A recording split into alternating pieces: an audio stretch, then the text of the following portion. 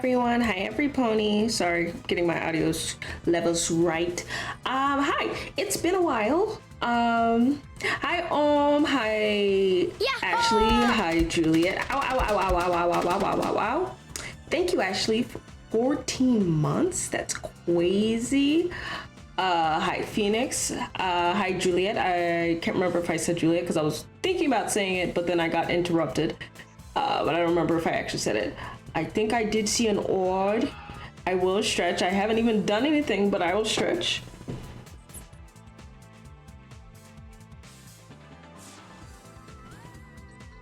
Hi everyone. Hi everyone.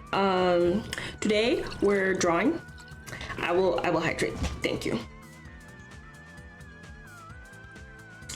It's been a while because my internet has been the fucky wucky, but it seems to be better now. Hopefully, we're hoping. We are crossing our fingers and hoping. But today I'm working on updating some OC refs because I have neglected them severely. It's very hard to find time to make OC art when you're a self-made VTuber and you have to make like 80% of your own assets and you also work a full-time job. So today is all about Yoshis. I'm just working on making some OC refs. Let me get my time. I need to do some refs for my own OCs, but my brain is bad. Yeah. It's hard. I'm making it simple for myself and I'm just doing like symmetrical ref drawings because I found that that's actually a lot easier than doing 3/4. And art fight is on the way. That is part of my motivation. It's something I've been meaning to do for a while, but art fight does help motivate me to finally do it. And the thing is with art fight is that I feel like some people feel like pressured by art fight, but I always feel like it's very much like, I don't feel like you need to do more than you feel up to doing. You know what I mean? Like I was gonna try to draw today. I'm so tired. Draw. You need to draw now. If you don't draw, here's the thing, Juliet, I'm looking directly at you. I'm being very honest with you. If you wait until you're not tired to draw, you are not going to draw ever. That's the brutal truth. You need to do it. And even if you don't get up to like doing the big project that you want to work on, you at least need to try to draw a little bit. I am very much a proponent of drawing a little bit every day. Like one of the things that I like to do, I have this like little sketchbook because I feel like people get intimidated by the big sketchbooks because they feel the need to like do an illustration when they see that big blank page. So I get like a really tiny sketchbook where it's like, okay, there's no reason to feel pressured about like doing a masterpiece in here because it's so small. You're not going to be working on any sort of masterpiece in here. And then just sketch out ahead, just do a really quick little pose that you have in your head. And then if anything comes out of it, then you can always refine it digitally or in a bigger sketchbook. But I feel like that helps because like people will say like, oh, you need to draw every day. I don't think some people, when they hear that advice, I don't think they realize that like, when they say you need to draw every day, we're not expecting you to do like a sketch that is actually going to become a final project one day. We're really actually just saying like, make a sloppy little doodle that is never going to see the light of day, that you're not going to show anyone, but you gotta sketch, you gotta draw every day. And one sec, I'm gonna take off my hoodie because I'm hot. It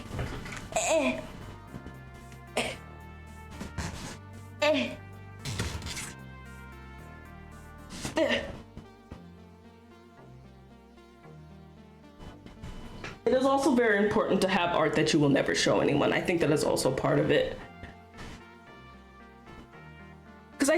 thing is that people will see like the artists have like the really cool like sketchbook walkthroughs and stuff, and I was like, oh, I need to make sketchbook to look like that. I need it to be all pretty and clean. And I was like, one, no, you don't, because you don't need to set your sketchbook. Two, a lot of the things in those people's sketchbooks that you don't realize is that they don't like all of the sketches in their sketchbooks too, but they clutter their sketchbooks with a bunch of different sketches on one page, and then sometimes they'll like color those sketches that they like a little bit, or like put like a little highlighter on top of it so your eye is drawn to the sketches that they like.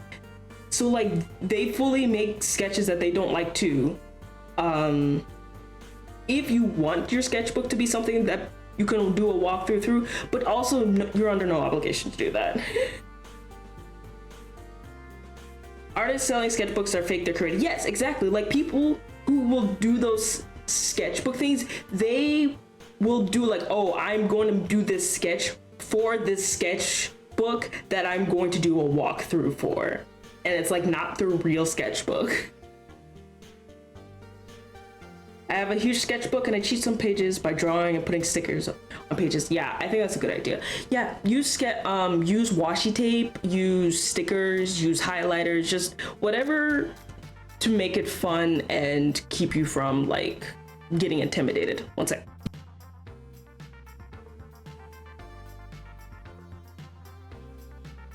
They cut 90% of the sketches out. Yeah, like just like you said, they're curated. They're not like their actual true sketchbook.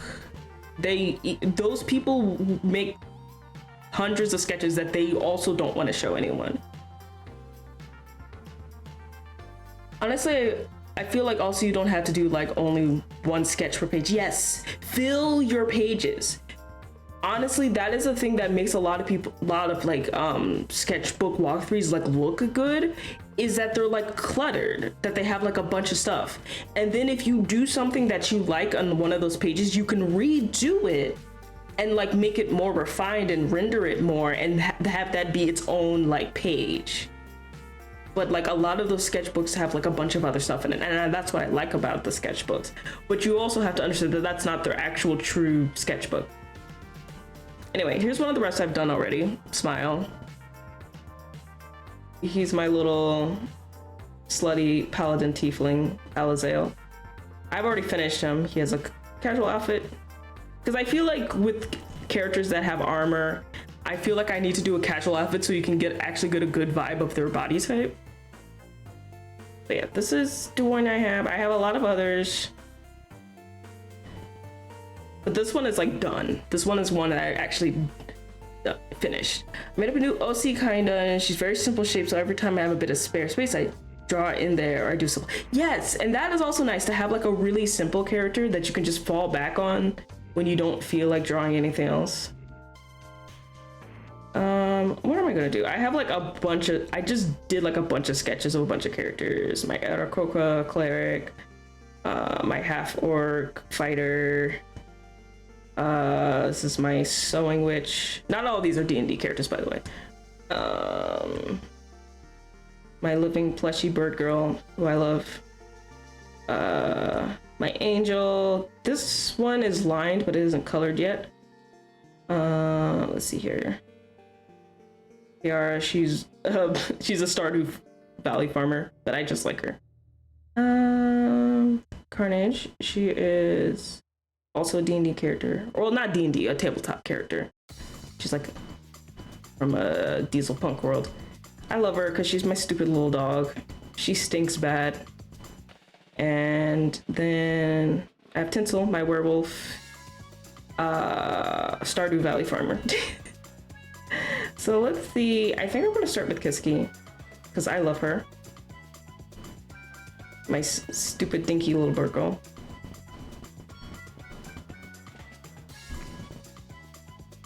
She's a Kasa Obaki, and she's basically triangle with eyes and big freak mouth. That sounds based. I love freaks.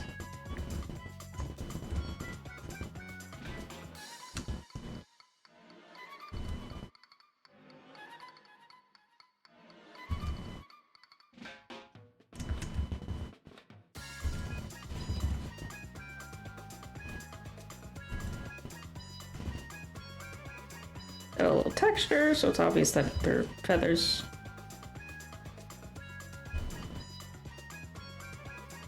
You should add her to your art fight page. Smile. No ulterior motives.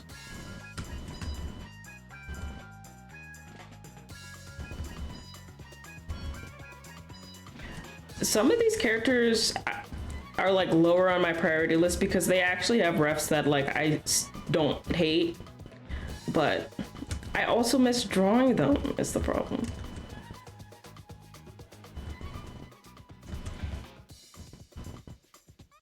I also think I want to figure out a way to incorporate Live 2D in my art fight attacks again this year, because last year I did like little animated chibis, which was fun. And I'm thinking maybe doing like headshots, but I like animate them. I think that would be fun. I don't know what color she is though, so yeah. There are some, that reminds me, I have some characters that, let's see here. Don't look at that. Don't look at this. There might be spoilers there. I have some characters that I want to draw because I've never colored them before. Here they are. Yeah, here they are. There's Thread and Flare, my fish girls, based off of deep sea fish. I love them. Let me see. I have not figured out their colors yet because I've never actually colored them. So I might actually put them on art fight. I might actually draw them in them. One sec, I'm gonna get a pillow to put behind my back.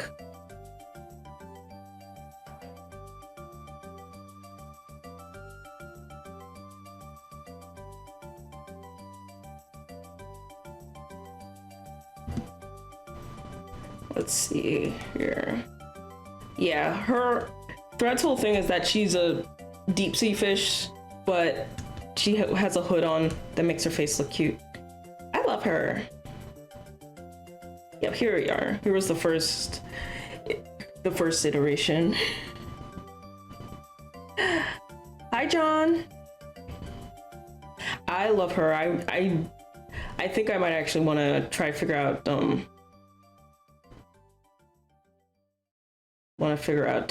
colors for her. But yeah, and then this is Claire, who is based off of a, what are they called? Flashlight fish, I think. They're super cool. They're super cool.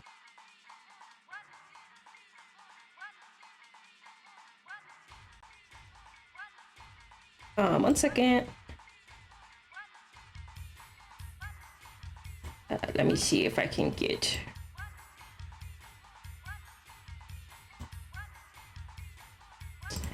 Yeah, here we go. Yeah, this is what they look like. They're super cool. Like their eye is up here, but this is like just a light. So when it's lit up, it kind of looks like they have like a little, yeah, like here they looks like they kind of have like a little angry face, like this. It's super cool. So I wanted a character who kind of looks like she's always pissed off, but that's actually just her cheek. They're so cool.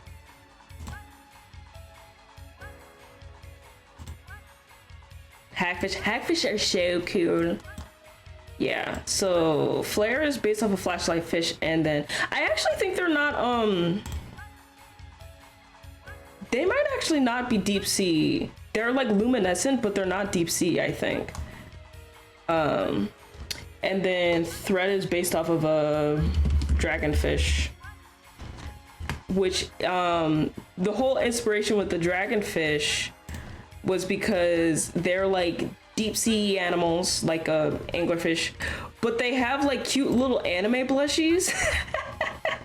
Like they have little pink cheeks, and I thought it would be really funny where like when her hood is up, all you can see are her little pink cheeks. So it looks like she's constantly blushing. So it looks like she's cute. But this is what her face actually looks like. So that was the whole inspiration behind that. And I love them. And as you can see, I have sketched them a lot, but I have not actually colored them yet. I just enjoy them, and I like their shapes. They have good shape language.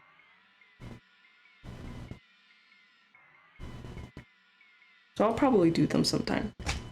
Maybe not during this stream though, because I'll need to take some time to figure out the colors.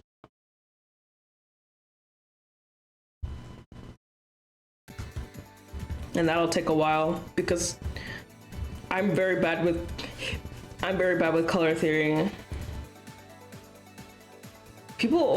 My friends will always be like, "Oh, I love your colors. They're so bright and colorful." I'm like, "Thanks. I have no clue what I'm doing." I have no idea.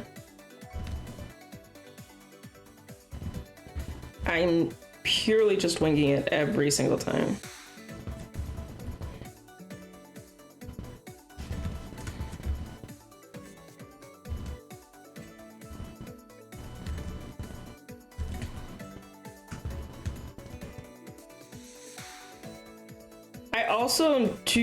I also like fall back on favorites too readily.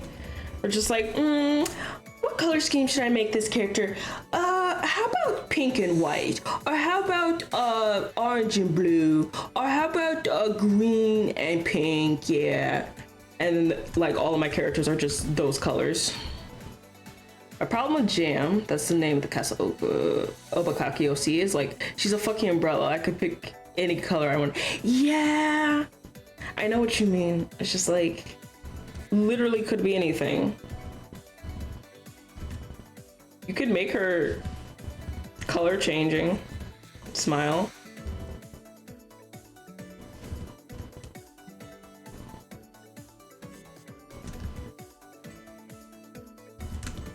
Where she like changes based off of her mood or something.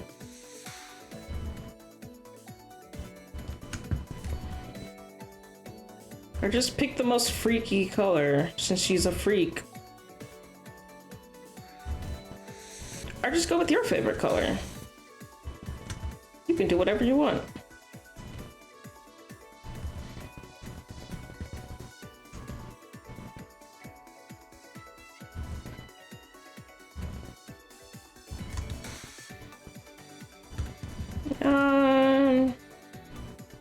She doesn't have an alt outfit, so I don't think I'm going to, because with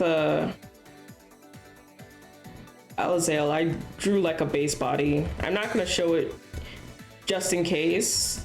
I mean, it's like it's a Ken doll, but just in case, I don't know if Twitch is going to like that since he is technically naked. What is this? What is this I'm seeing?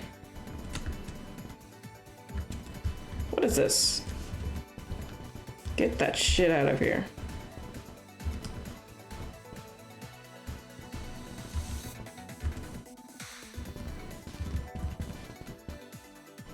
What is this? Oh, I was on fucking... It was on Mirror. Okay, alright, I see.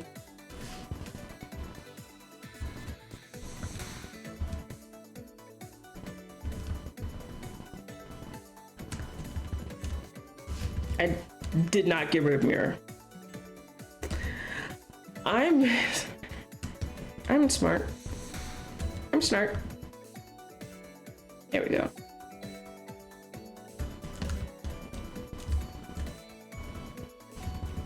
Okay, there we go. Now back to this idiot.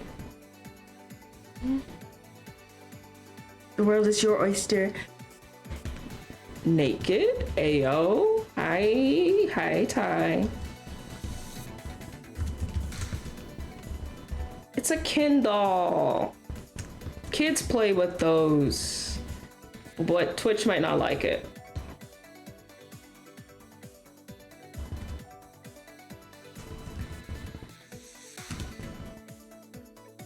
It's like when you're working on a VTuber art, you have to give them underwear. Even if you're not drawing anything, because it's like technically naked.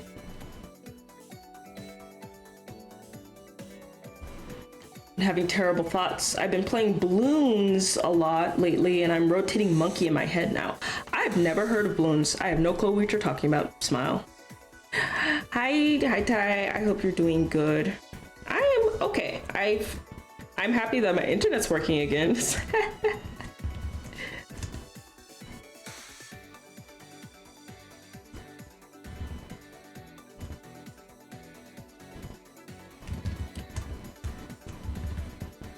After this one, I think I'm going to color Jean because those lines are already done and their design is pretty simple, so I should be able to do that fast. But like coloring is the fun part, and I wanted to force myself to do the boring part first. I really need to figure out a method that does not require lining. I used to have a style where I just refined the sketch, but now I sketch too messy, or I feel like it would take too long to refine it. Because I used to sketch really, really neat, which made my art really stiff. I mean, my art is still stiff, but you know what I mean. And so I learned to loosen up and draw messier or sketch messier, which I do overall think has helped, because it helps me get ideas down faster and it helps me my stuff be a little bit more fluid. But now I feel like it's too messy to just clean up anymore.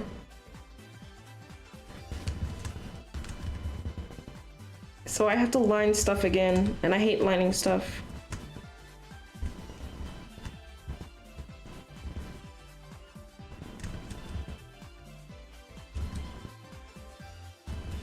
Wait, she has sleeves, don't she?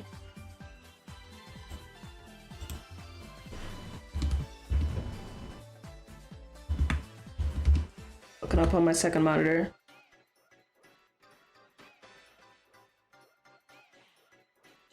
Balloons is tower defense game where monkeys throw darts at balloons move along path. Oh, it's an old Flash game. Now it's a bespoke thing at school. Awesome. I'm pretty good just vibing since my job suddenly hates me and only gave me one day thanks. Yeah, I understand. It's like such a catch-22 because it's like, oh cool, I don't have to work as much. Oh, I'm not making money this week. Just like, can't feel very happy about it when that means you're not getting paid.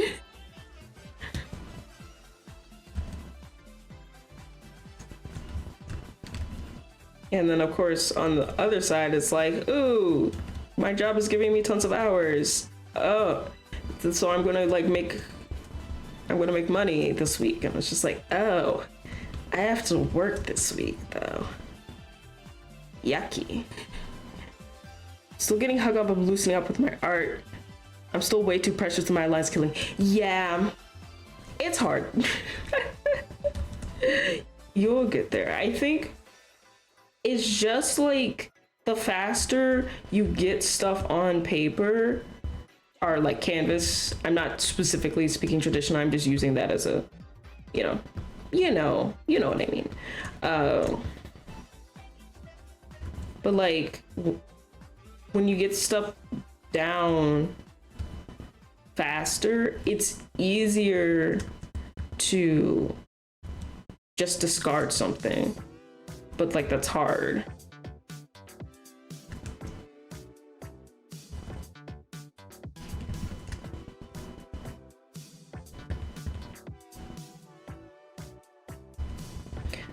I also feel like it's one of those things where it's like both methods of art have their pros and cons, because if you're more slow and purposeful with your art, it'll feel like it takes a really long time, but like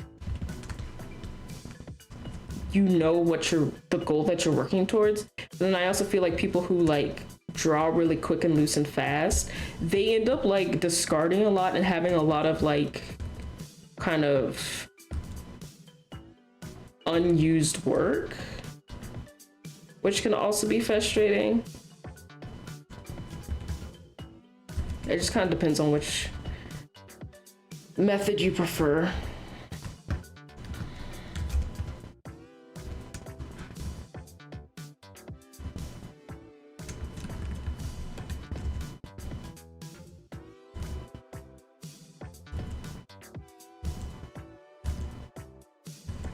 Because it's like those quick artists, it seems like, oh wow, you put that together so fast, you're so fast. But you don't realize, you don't like see the like dozens of attempts that they did before that they just discarded. And it's not like they didn't work on those. Yahoo! Hi Shy! Wow, Panda! Thank you so much for 18 months. I have so many whips. Oh, me too. Hi, Shiron. I hope you're good. The newer Bloons games have hero monkeys. They're really cool. I think you were like Harley Quinn, an alt costume for the hero Gwendolyn. Speak Jester Arsenic. That does sound like me. Smile. I like when girls are pink and hurt people.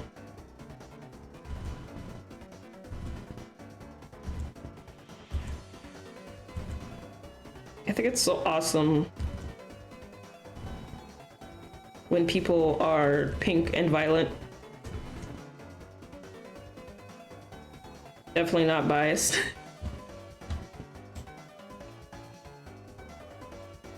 Gwen has a mad scientist costume. Smilers at you. I got you. I hope stream is good. Unfortunately, I'm in office tomorrow. Oh, I hope you have a good day at work tomorrow, though.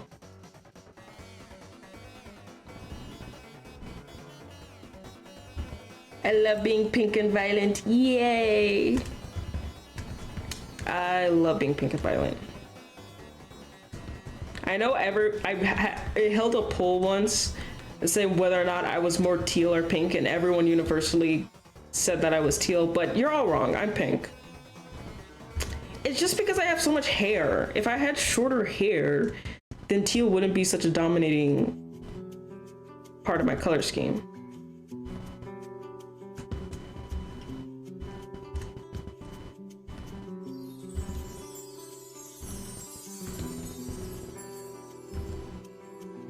But I decided that everyone else is wrong and I'm pink because that's what I want.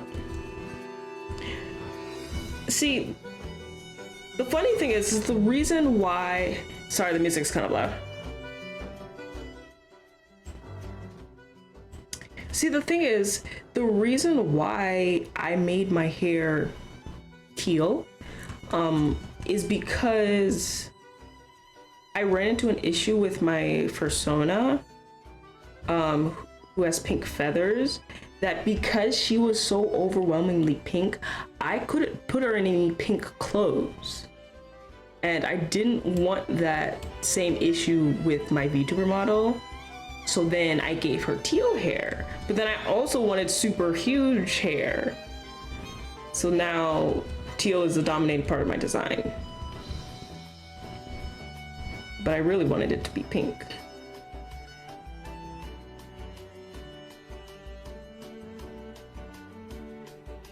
I like pink. Pink is such a tasty color. I love you, pink. Pink has never done anything wrong. The world has done pink so dirty, and she just keeps trucking on because she is so strong and beautiful.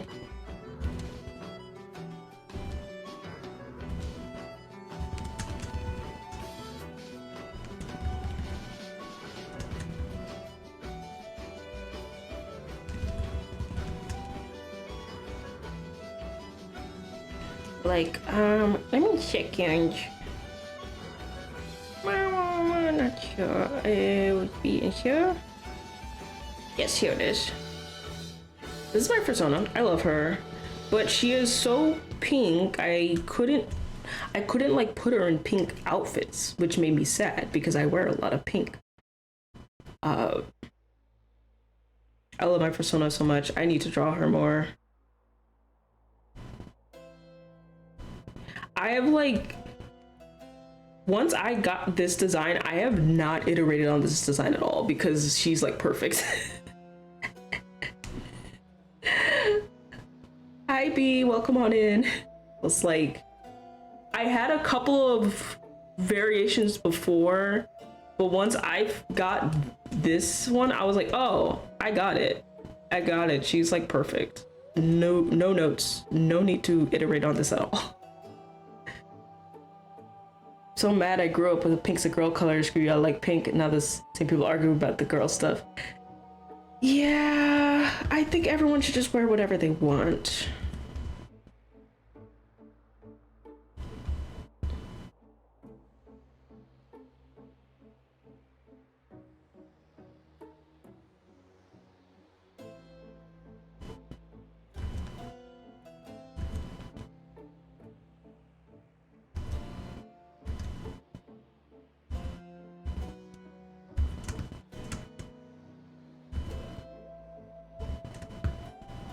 Why would you want to like gatekeep pink? Pink is so good. More people should be wearing it. Like, pink is a color for everyone because I want more people to be wearing pink because I like seeing pink and seeing pink makes me happy. Yeah, that's fine. And then I'll do this.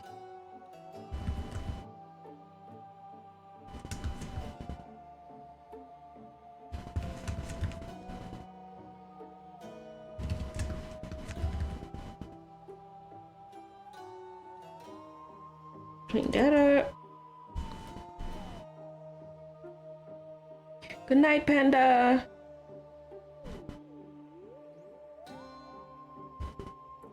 I hope you sleep well.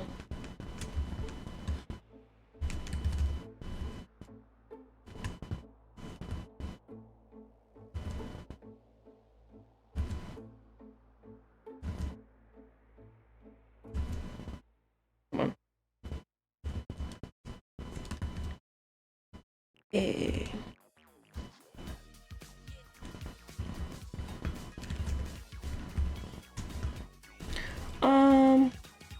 Sorry, looking at reference.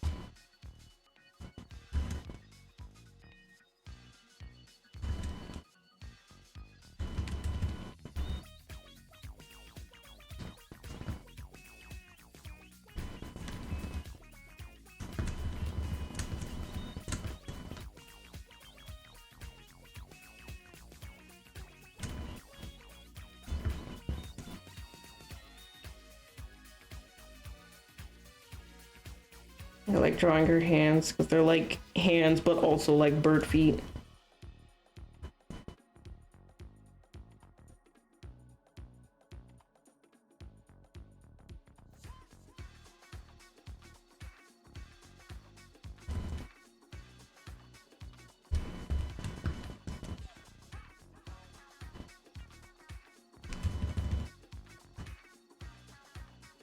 Okay, now her legs. And I think that should be...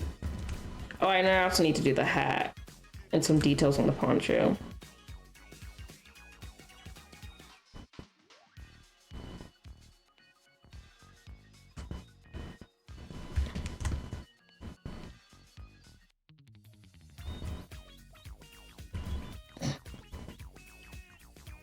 But yeah, now that my internet seems to be doing better, my current hope is that either tomorrow or Friday we will continue our Vor game playthrough, Bowser's Inside Story, because I love that game and I don't want to spend too much time on it because I do still want to play Pikmin 3.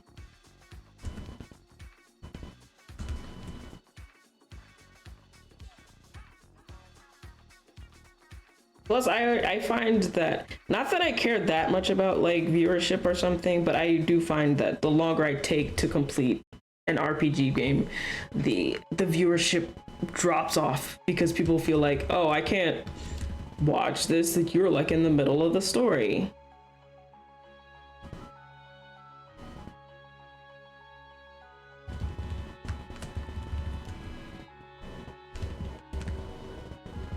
Even though it's a Mario game, so its plot is it's pretty easy to understand. Okay, almost done. Just gotta do details on the poncho.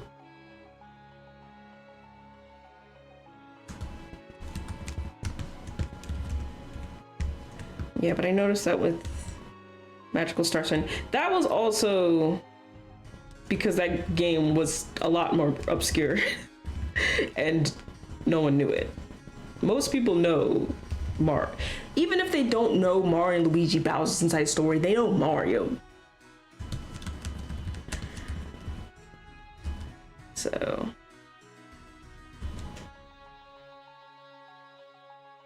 I don't feel like I'll get people being like, oh, I have no clue what's going on, because it's a Mario game.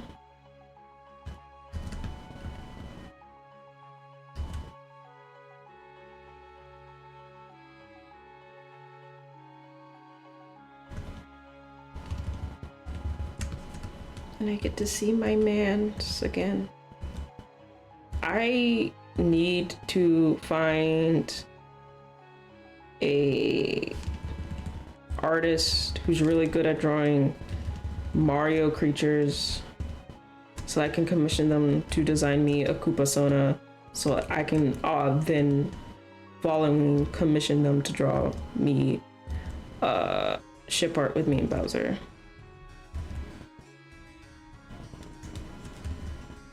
Smile. I'm just gonna be completely self-indulgent.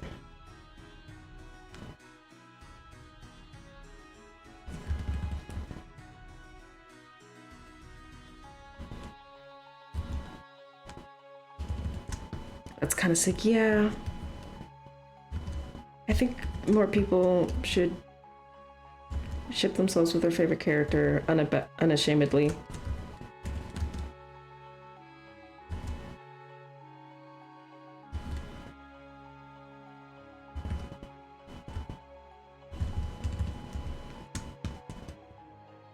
I already have kind of a vague idea of how she's gonna look, but I'm just not that good at drawing Koopas. So I want some help.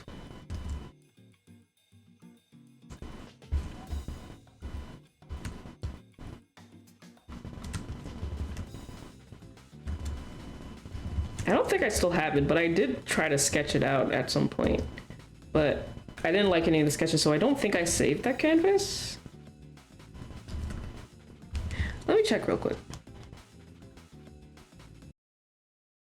Yes, I'm still watching, and this should go. Yes, I'm still watching. Okay. Sorry, I'm just going to go deep into my folders, so I didn't want to share that. I wonder, I might be able to configure the team, the screen share that I'm using. I might be able to configure it so that it only shows one window, because I don't want to show my file explorer. What was I looking for? I was looking for Sona, for my Koopa-sona. No, that's not it.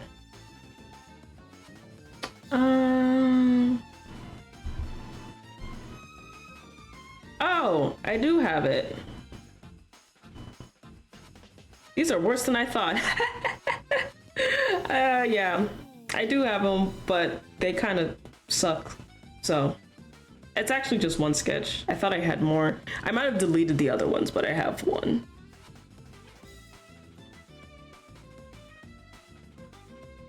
So I do have it. So I do have something that I can give to the artist. All right, I'm gonna be back in just 1 second because I am going to go to the restroom. Where's my, here it is.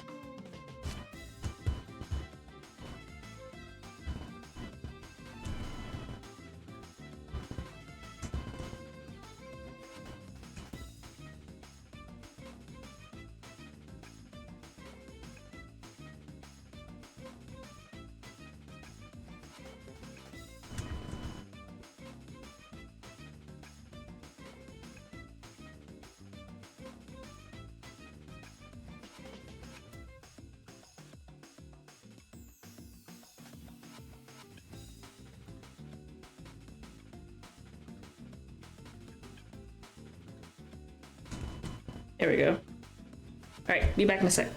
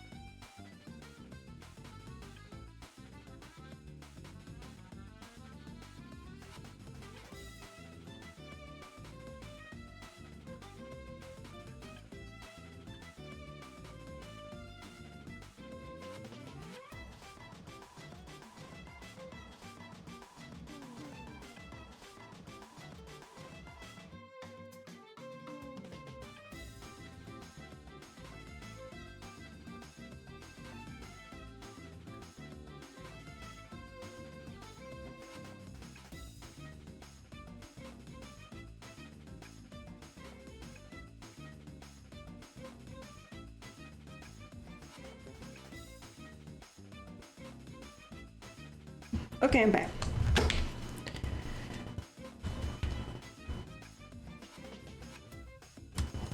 Alrighty. Where were we?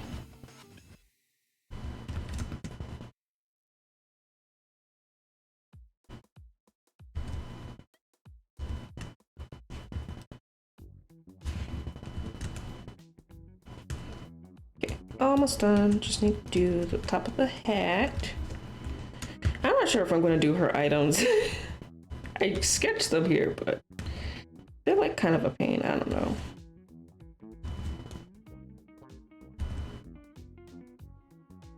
Maybe I will draw them when I finally get around to putting these guys on Toy House, but I won't draw it for right now when I'm trying to get stuff ready for art fight. Okay. There's my Goyle. Oh wait, I need her brooch. She has a feather-shaped brooch here.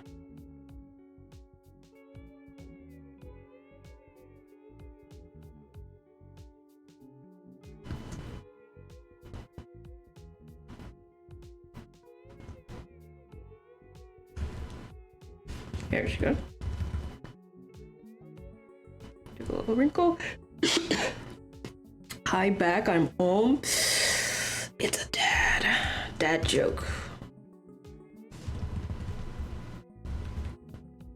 Go pick up your kid from soccer practice.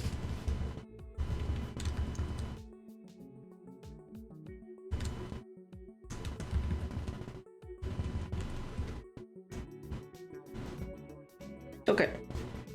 Now I think we're going to take a break from this and go finish Jean.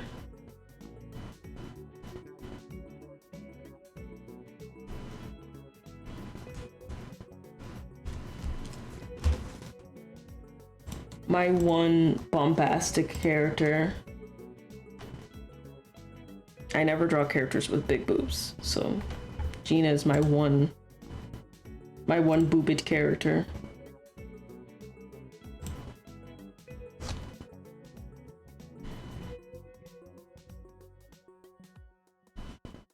Yep. There's sketch.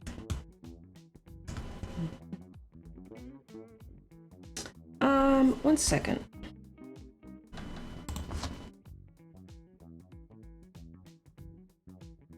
Oh, excuse me.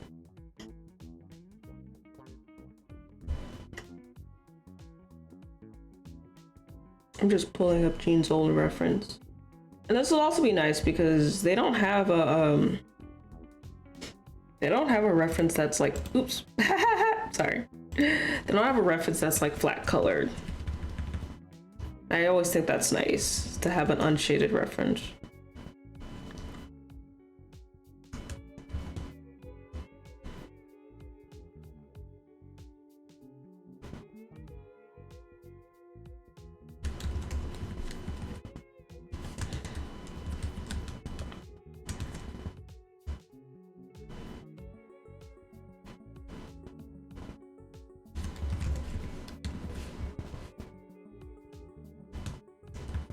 I kind of want to give Gene like a, they're an angel. I don't want to give them like a really loser fail woman ward for them to be a guardian angel of, but I haven't designed her yet. But I've had that idea in my head for a bit.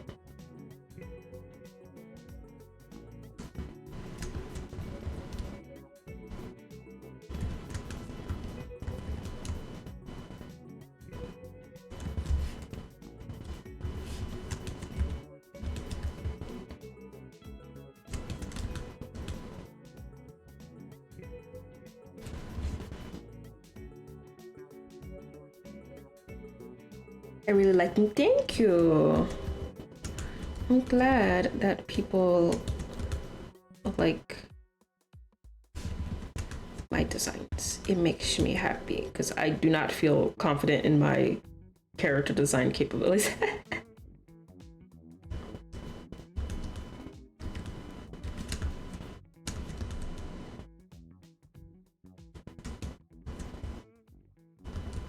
Yeah, but I think I want to give them a really shitty fail woman to be a really incompetent guardian angel because they don't understand like what actually makes humans happy.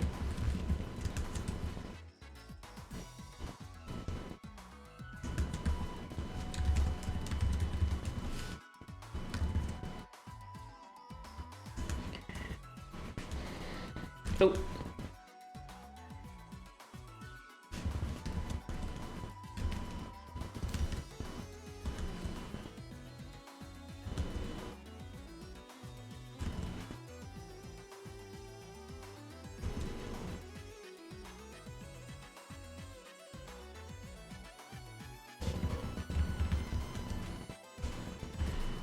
This world needs more fail women, right?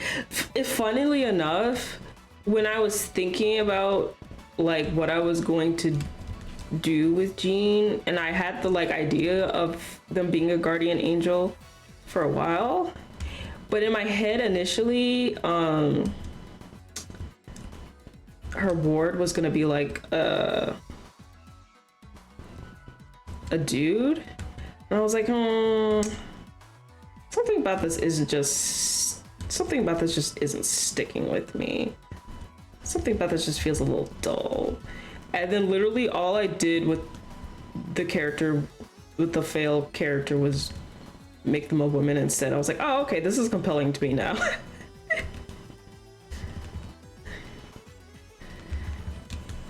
It's like, okay, yeah, I'm back on board.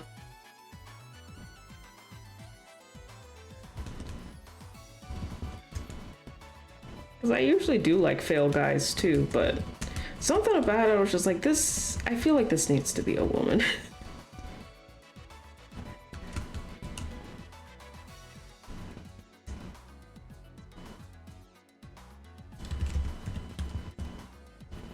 This needs a seam.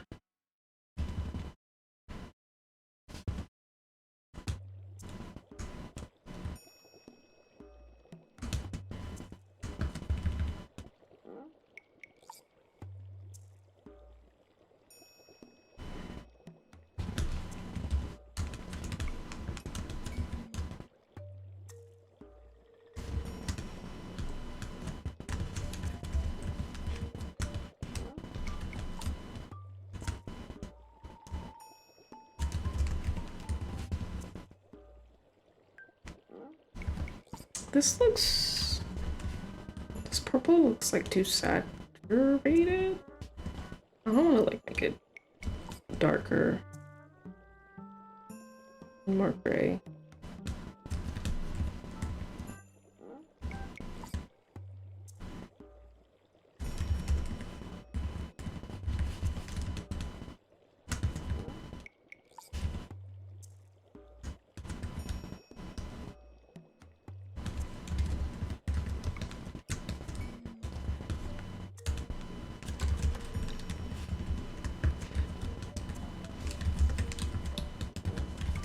Okay, and then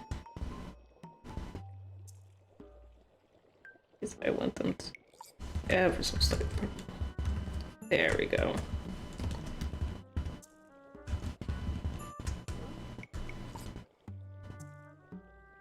Okay, almost done.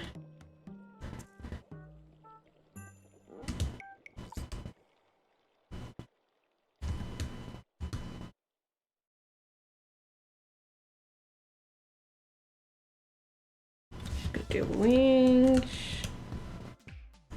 and they have 6 wings. Yes, 6.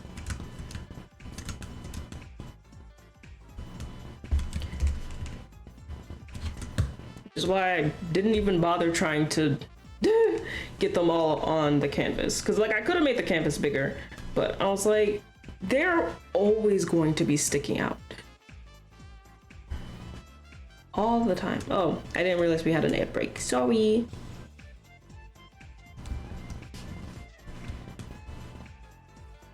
We're about to, and everyone in the ad is about to miss some riveting lasso tool and fill content. Ooh, ooh.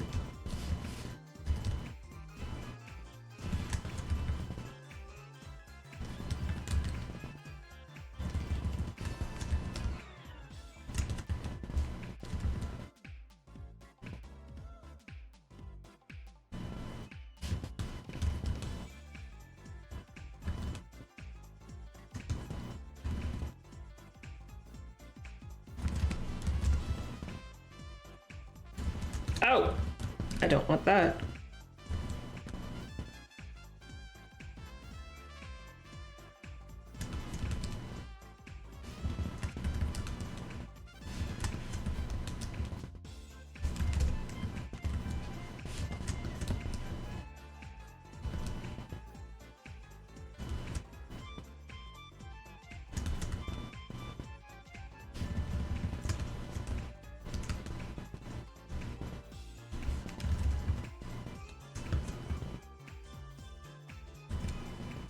I think I want to make this yellow in the hair brighter.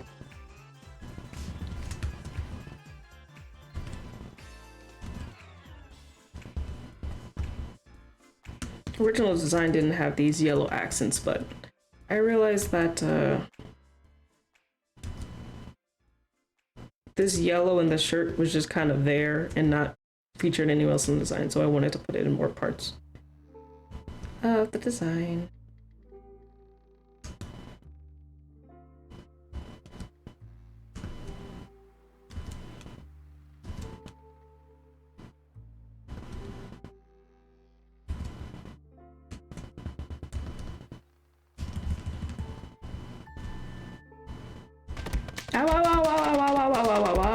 Wow. Hi, Ashley. Hi.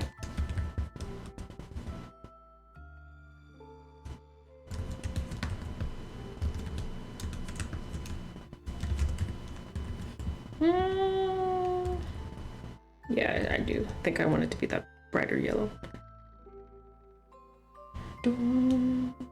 Okay. Let's make this halo glow.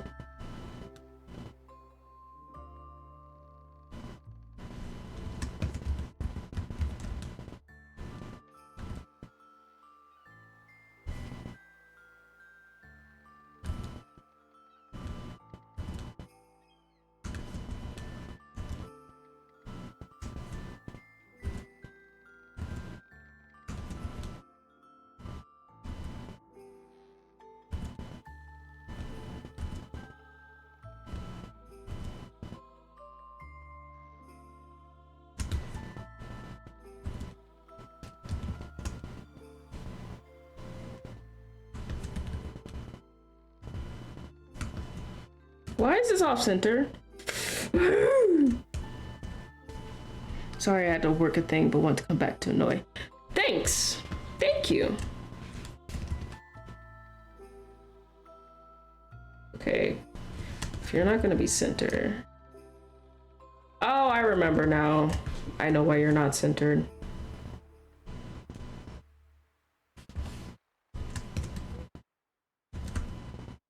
It's because I deformed you.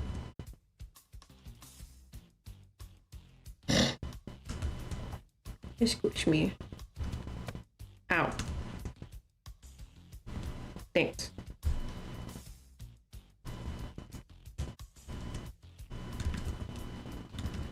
I hope you guys like the new mods. I also updated Kaja Pause and I renamed it to Kaja Ayo. So that I just did that today.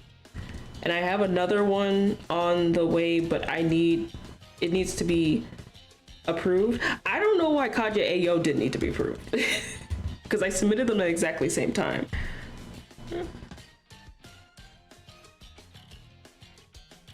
But I really do like Kaja Shock because the idea of an unlooping emote, it just tickled me. And I was just like, I want one. I didn't invent them, but I knew I wanted one. So I made one.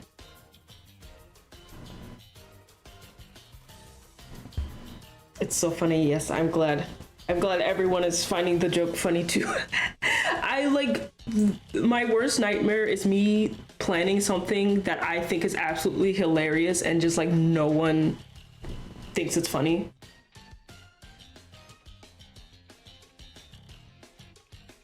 Yeah, wait, actually let me check because I did make a version that should last a little bit longer because I felt like it went a little too fast. So let me double check if I actually switch to that one.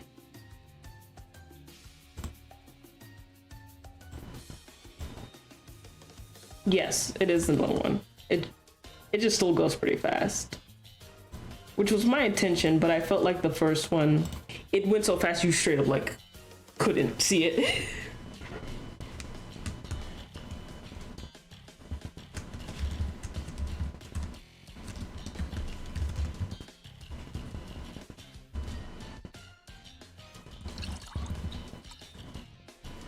I will hydrate, thank you.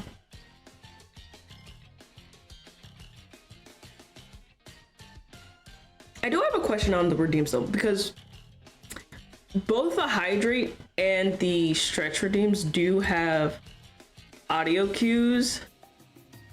I wanted to ask you guys, can you hear them? Are they too quiet that they're like completely inaudible?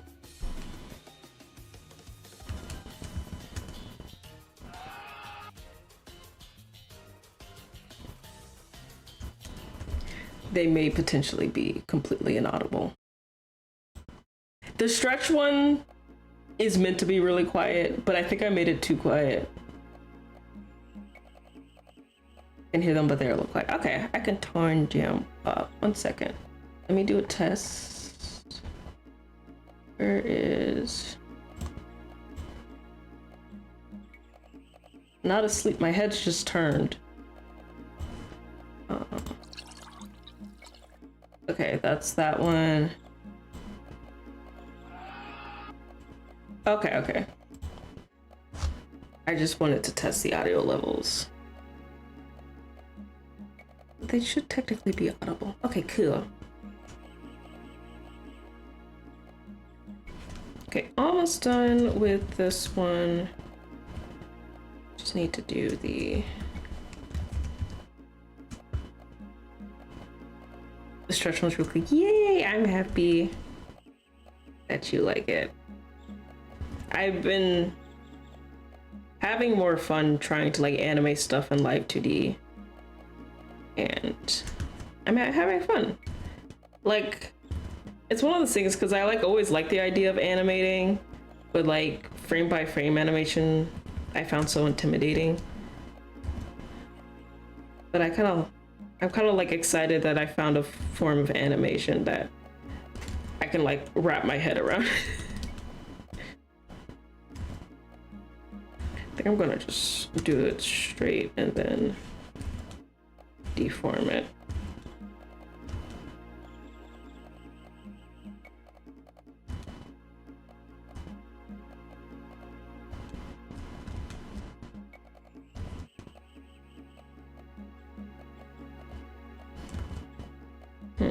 That's not working as well as I thought it would.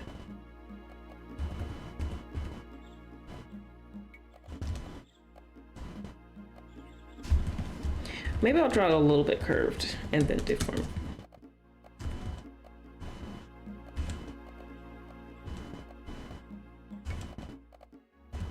Yeah, I really want to practice more like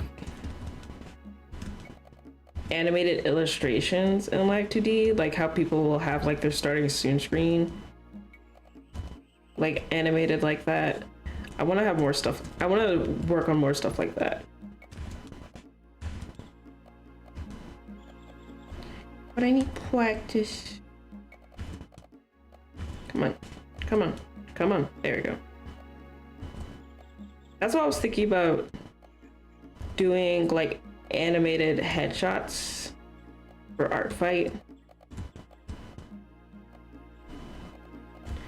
so that I could practice.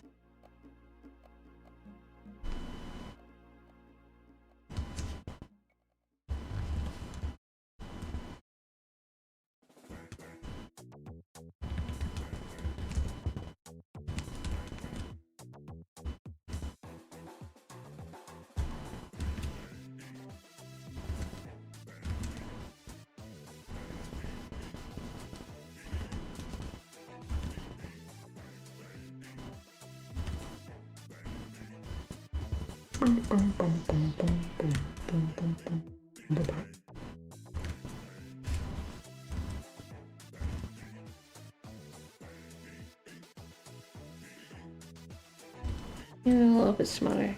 Oh, a little bit smaller. Yeah, a little bit bigger than that. There we go. Okay.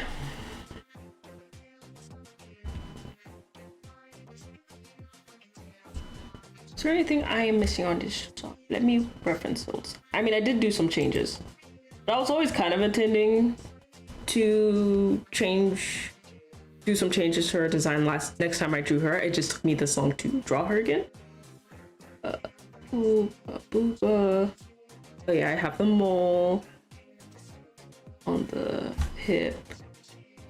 Okay, yeah.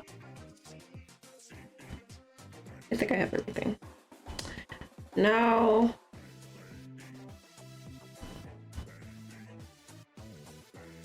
let's go back and color my little boydie. One sec.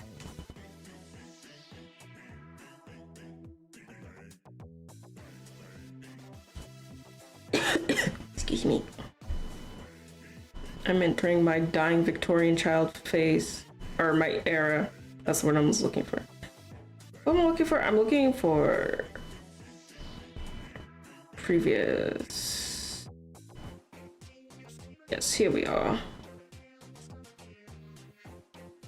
Oh my gosh, this is old. I have I've drawn her since then, but I haven't really drawn a ref for her since then. And this is old. This is like 2018? No, I feel like it's before that.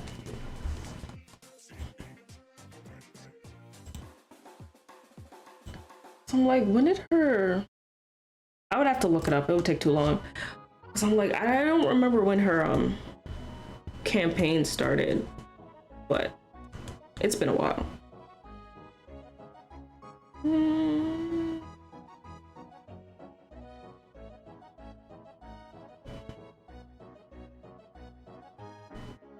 Nope. I kind of want to redraw her face. I don't like it. But anyway. There it is. Yeah, she is. My little booger. Oh, let me draw her glasses.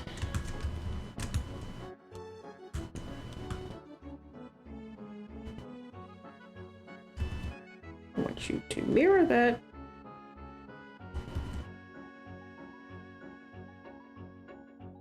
There we go. Oh yeah, that's another thing I want to mention. I finally was able to figure out the redeems that will work on my item, i.e. Coil, my baby boy. Because I had made that animation like when I made that model, but I couldn't figure out how to make it, link it to a redeem. But I was finally able to do that.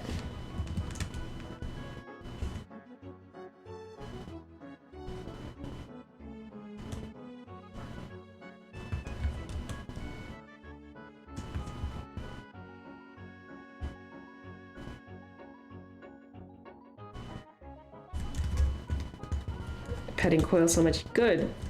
Well, he doesn't deserve it, but he should get pets anyway. He has done nothing to deserve it, but he is cute. So you should pet him.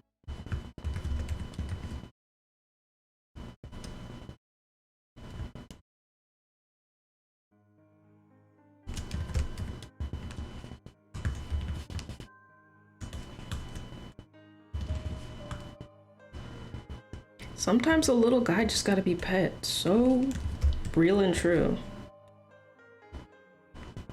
That's like one of the universal facts of the universe. Like, little guy get pet. Actually, I think I want to make her eyes gray.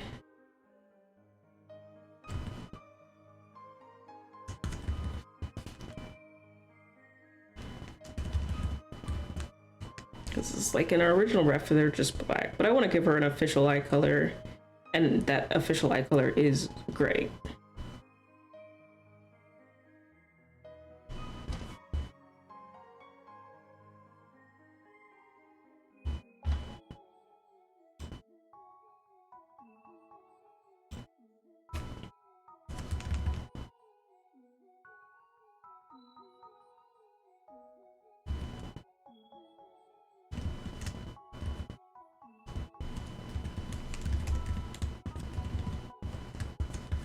And then I want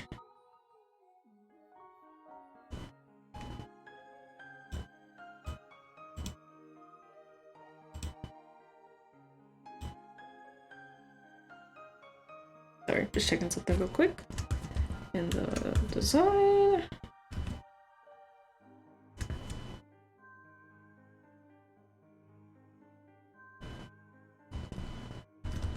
Because I have the design both here, or the old reference both here, but I also have in my other monitor. So I don't have to constantly switch between it. If I'm just like, if I'm not like trying to pick a color and I'm just trying to look something, I'll just look at my second monitor. Because I'm smart.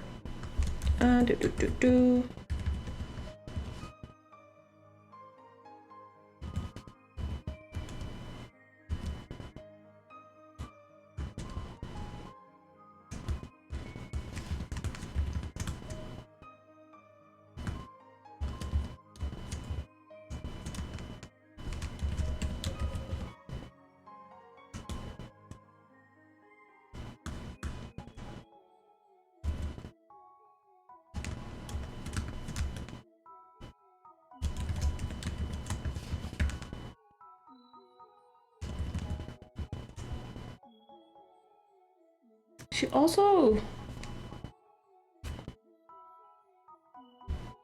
I know she also has like a patch on her forehead because she's based off of an actual bird.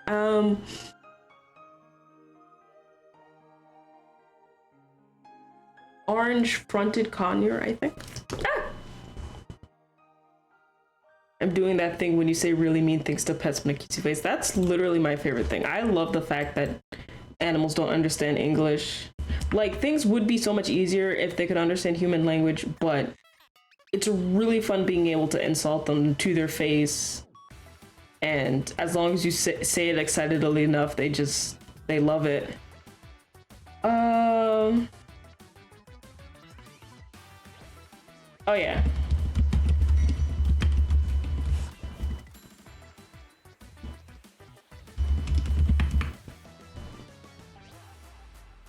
Yes, it's an orange fronted conure.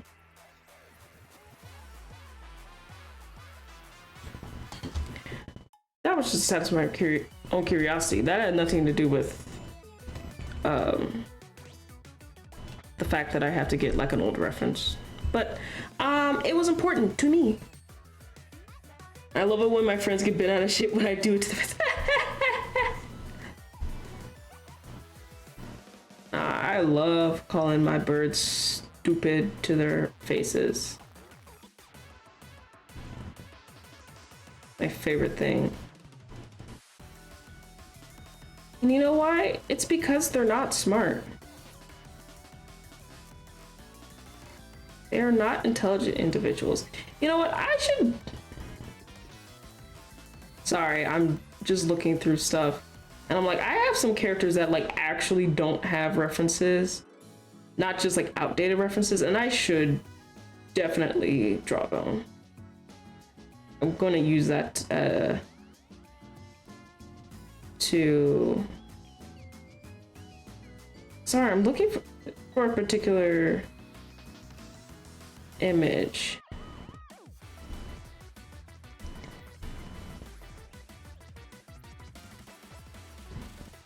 It actually...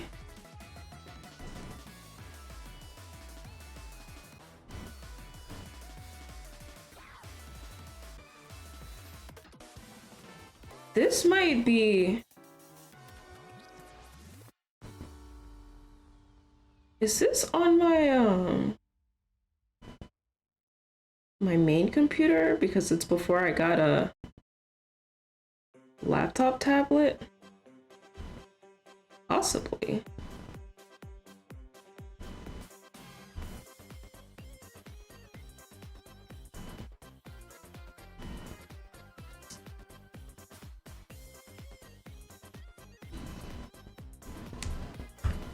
Let me check. Been lurking, but hi Aja. I hope you're doing well. Like, no, don't be mean to him, girl. He's a creature. He doesn't know shit. Literally, if you say it excitedly, especially for like dogs, if you say it excitedly enough, they straight up don't care what you're saying to them. As long as you're excited when you say it.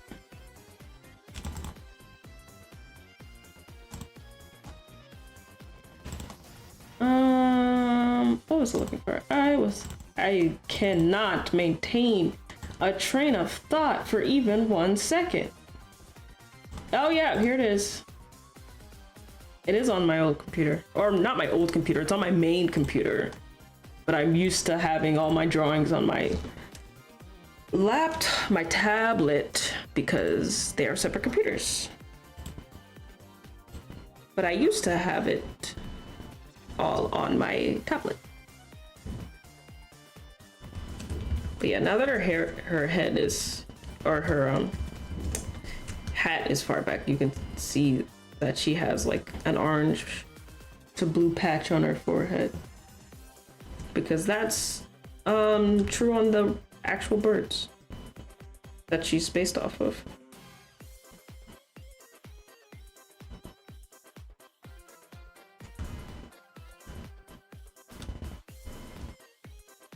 Dogs are dumb, affectionate. They're not smart.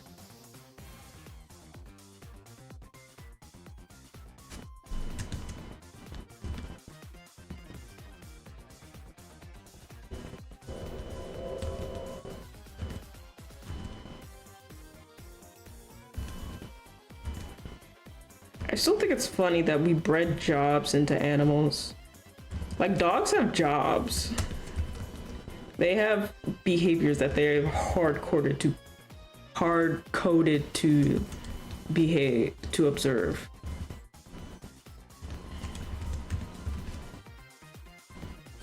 And if you don't let them observe it, they will explode.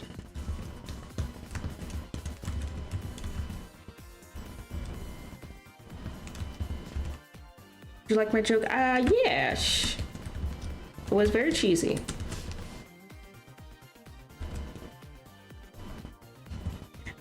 Welcome in, Banana Boy.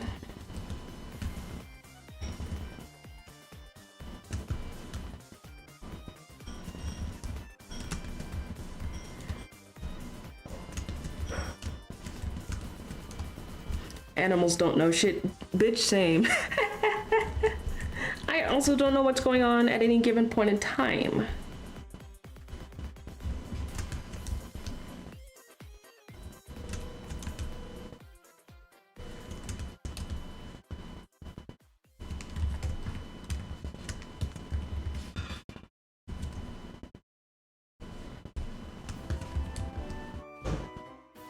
Oh, let me get my tablet out.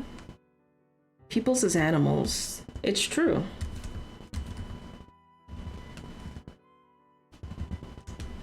We are animals.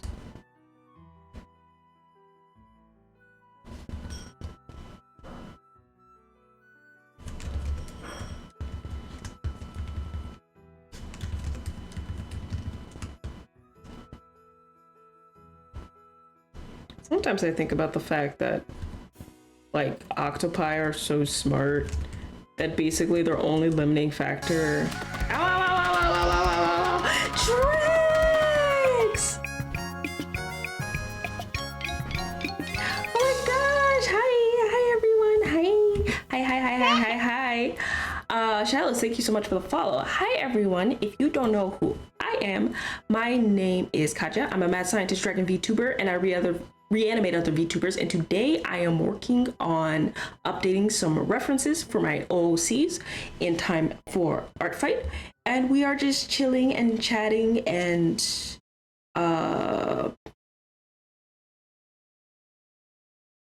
I completely lost my train of thought. I don't even remember what we were talking about.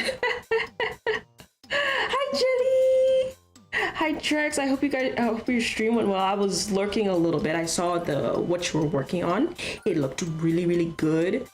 I love the rare Trex non-pixel art hours. But all Trex art is good art. Billy Hatcher music, yes, Billy Hatcher. It's one of my favorite games. Min, yeah, I love Min.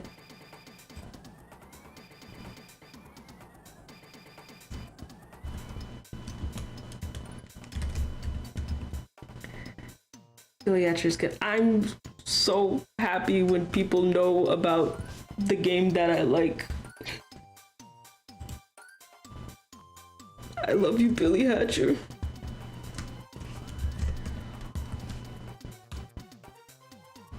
It's such a nostalgic game for me.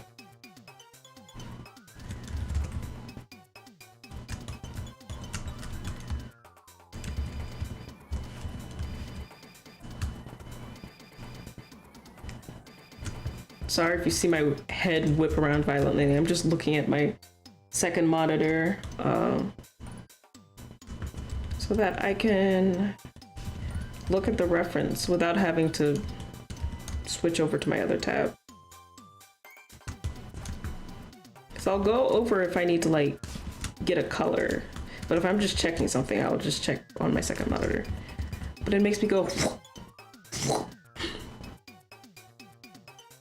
catching your Billy Hatcher stream, like I think it was the year before because I did it for my birthday. No, yes, last year, because it was for my birthday last year, because I didn't have a birthday stream this year.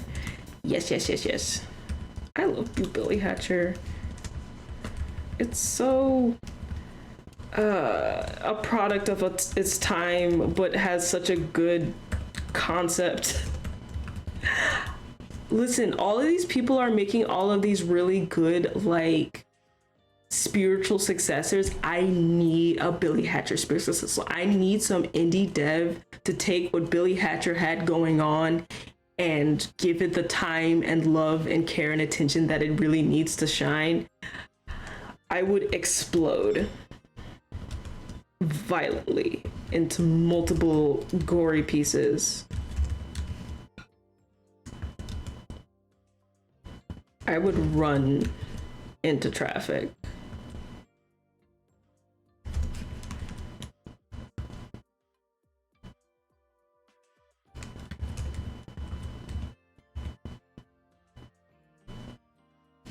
Billy Hatcher is such a good game conceptually. It just suffers from some poor level design and the physics simulation of the time that it was made in. But it's like so good though. I would explode exactly like that. Exactly. Thank you, Ashley. Now I have emotes to express how I feel. The thing that emotes are supposed to do. Yes, I'm still listening. It's so funny because as I've been updating my emotes, I've been thinking of like, I kept toying with the idea of like redrawing them with like my mascot instead. But like, I know there are certain people in this audience that would really hate being able to enact acts of violence upon me. And I'm like, I can't take that away from you.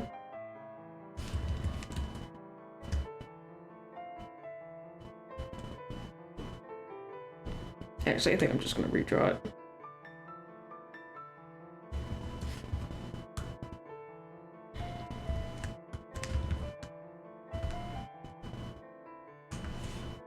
Like, somehow I've curated an audience that is like not hostile to me and like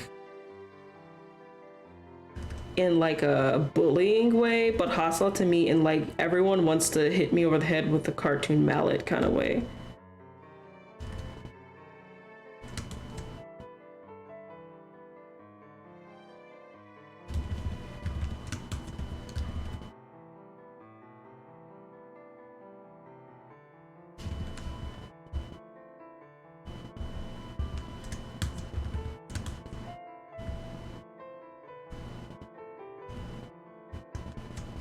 We just love violence. You guys do. You do. I know this about you. I say resignedly, accepting my fate. Yeah. Ow.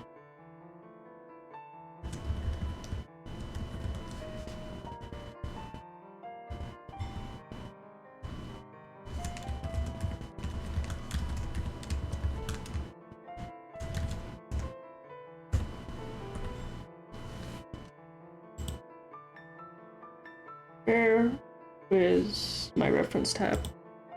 There we are.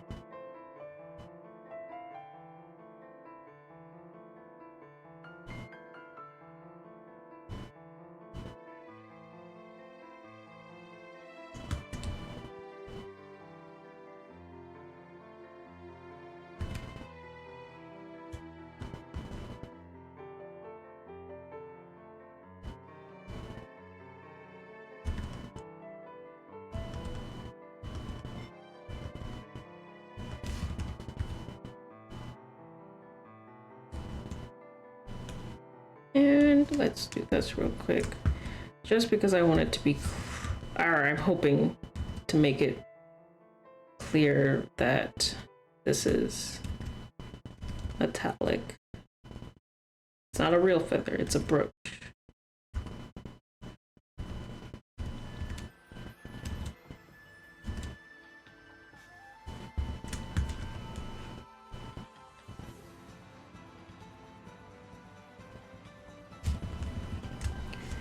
Okay.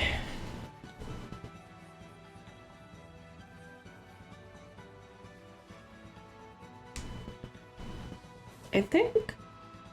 Oh, one last thing I want to add. It's gonna be easier if I just do another layer. Just do this. There's like a stitches detail.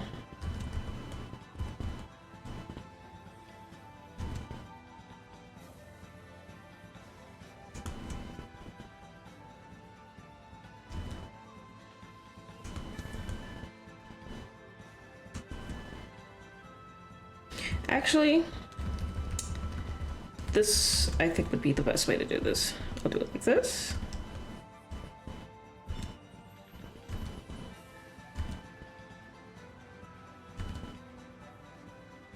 And then do this.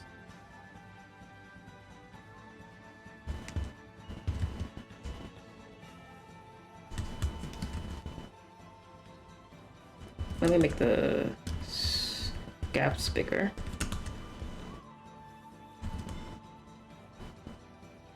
Yeah, there we go.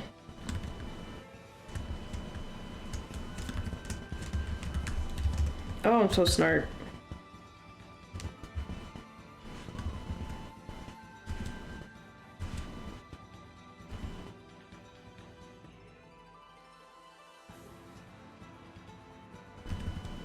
Guys, why am I smart or something? This was so much better than drawing each one individually.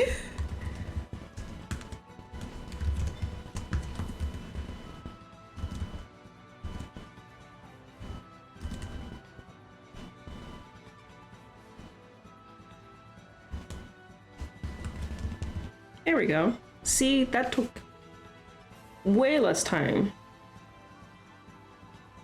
Oh, I love her. I love my girl. Let me give her some eye shine so she doesn't look so dead.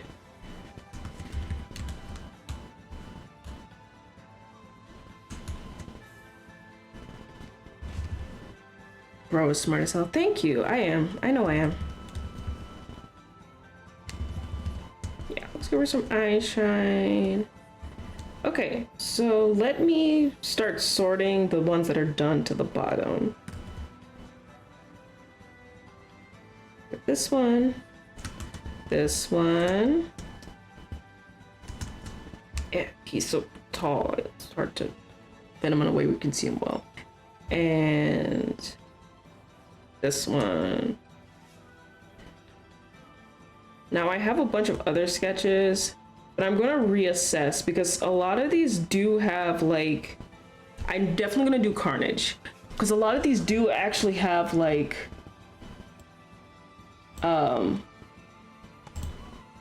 well done design refs. They're just old.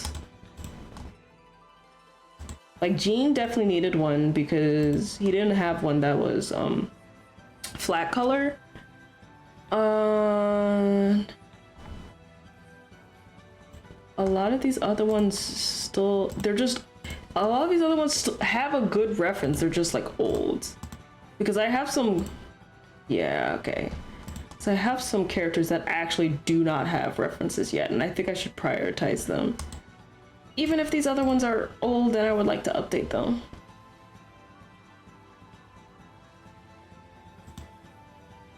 Okay, so I'm definitely gonna do Carnage. Let me like try to sort these by priority. Definitely gonna do Carnage. I'm probably not going to do Tinsel because as much as I like drawing her, she already has a ref that I like and does not need to be updated. Yara already has a ref. Meg already has a ref. Umber has a ref, but I do want to change her design, so I might do this one. And Kira, let me check.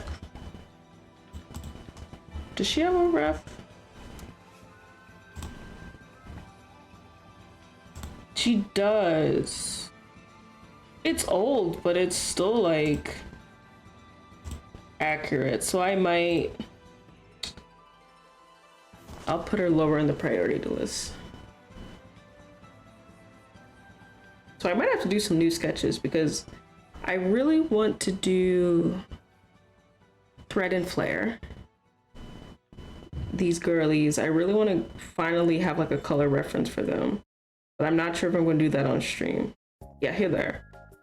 I love them. Bro is drooling. Hey. Well, yeah, you drool when you sleep. I know you do because I watch you sleep. I feel like there was someone else that I was thinking of. Someone that doesn't have a reference yet. What? Yeah, don't you watch the homies when they sleep? Isn't that normal? Is that normal?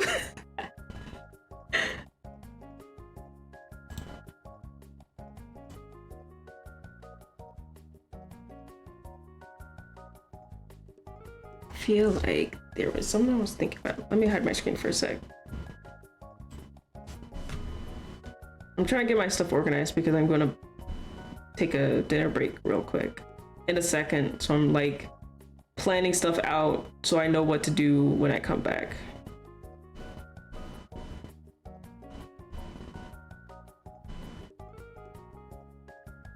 Definitely gonna. Oh yes, I also want to make a ref for DJ. That's who I was thinking of. DJ, this character I have, I love her. Yes, I will probably do one because one, I could probably get a ref out for this design very quick, because her design is relatively simple. And two, because I don't have like a good clean design for DJ, and DJ is an actual new character that I do not have in Artfight. Hi Aardvark. But unfortunately with that note, I am going to go get dinner. Stretching. So let me find. Okay, I have this Pikmin video I'll put on for you. Hopefully this dude is, well, actually I don't know if this person is a dude because I haven't watched this video before. But hopefully they don't like, hopefully they're cool. But it's a Pikmin video and I love Pikmin. So we're gonna put this on and I'm going to go warm up some foodsies and then we will back and I will probably work on Carnage because she does not actually have a ref yet, so I do want to get that done. Alrighty, I'll be back in a bit.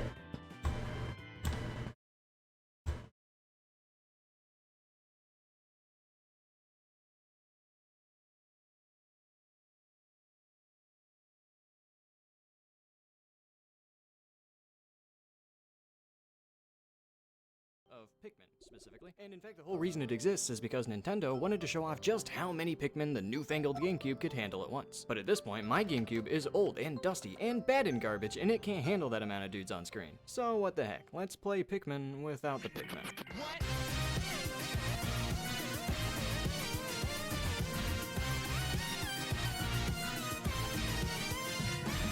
Now you'd think the rules here would be really simple, but for some odd reason the game called Pikmin kinda forces you to get Pikmin. Specifically, you get one of each type as you discover them throughout the game. Since these guys are literally forced though, I decided to let them slide as my one exception. With my rule being that I'm not allowed to make any extra Pikmin. And I know that sounds cheaty, but who knows, maybe allowing these three guys is what ends up being the main reason that this challenge is extremely cool and interesting or something, I don't know. So with all that out of the way, it's finally time to answer the question. Is it possible to beat Pikmin without making Pikmin? We start off in the snow zone, and although I've been following the rules just fine, Louis, the dang idiot, went ahead and made 20 of the suckers in no time. Who can blame him though? You need those Pikmin to carry back this waifu cup full of gamer subs, and that's a pretty good deal considering he didn't even use the promo code SAMPLE, for which there's a link in the description by the way. And I know you guys tried the free samples from the last video, okay? I can see what you do. And yeah, I get it, it's a hilarious pun, and it tastes really good, it's a huge deal. Wait, what am I doing? This is Pikmin 2. Silly me, I didn't even make that mistake. Okay, so to actually start the challenge, we crash land our ship at the impact site, which marks day 1 of our survival, which is, lucky me, the worst day in the entire challenge. Now you might think that that's because this is a tutorial area, which are infamously dreadful in challenges like this. And you'd be half right, because yeah, this place really wants us to learn how to make Pikmin. We're only given one little guy to start, who I'm gonna name Stefan, yeah, his name's Stefan. But after plucking that guy, the game expects us to make 9 more Pikmin to push this big box out of our way, and then 10 more to pick up and carry our first ship part, the engine. There are 30 of these parts, and clearing paths for Pikmin to transport them back to my ship to eventually fix it up and escape the planet is the primary goal of this game, which is obviously pretty rough, given my whole, situation. But in all honesty, that's not really why day 1 is the worst day in the challenge. I mean, finding a way to move objects without Pikmin is something we're gonna have to deal with throughout this entire run, so this area is not unique in that regard. No, instead, the actual reason day 1 sucks is way more subtle.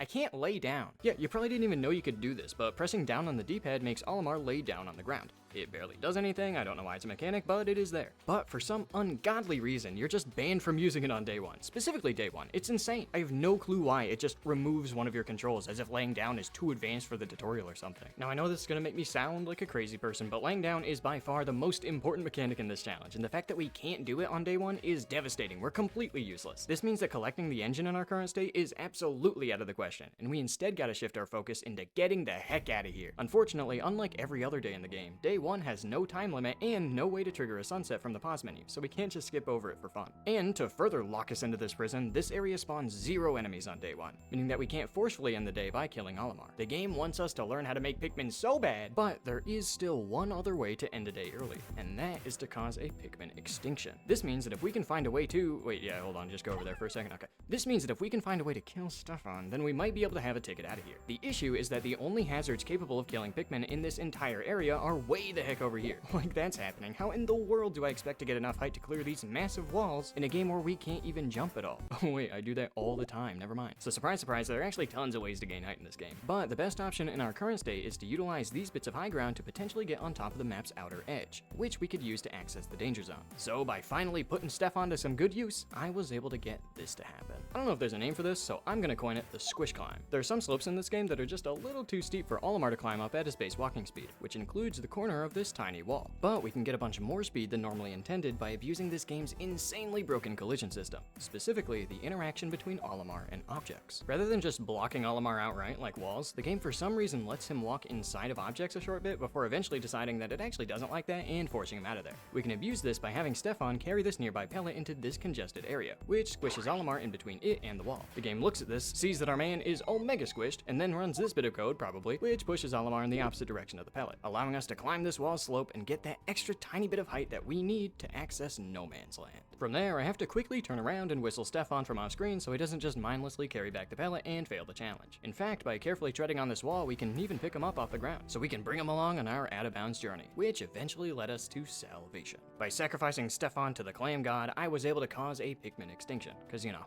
all one of them died, forcing day 1 to finally come to an end. But if we had to kill in order to escape purgatory, then that only means that we're stuck in hell. The game literally lies to us by saying that we've collected the engine and are able to move on to other areas even though it knows this isn't the case, meaning that we're forced to go right back on into that first area and figure out how to actually get the engine this time. Except things are a little different these days. First off, although Stefan unfortunately didn't make it, the Onion threw us a bone by giving us a replacement, which is perfectly legal by my challenge rule standards. Say hello to our new red Pikmin, Stephanie. Yeah, Stephanie now. Beyond that though, there are also 2 other important differences between our day 1 situation and now. Firstly, there's now a 13-minute time limit for the whole day, which is pretty terrible news considering that we only have 30 days to complete the game before Olimar literally dies. So, yeah, it's a bit of pressure all of a sudden. But the second difference might just be what we need to make that time limit manageable.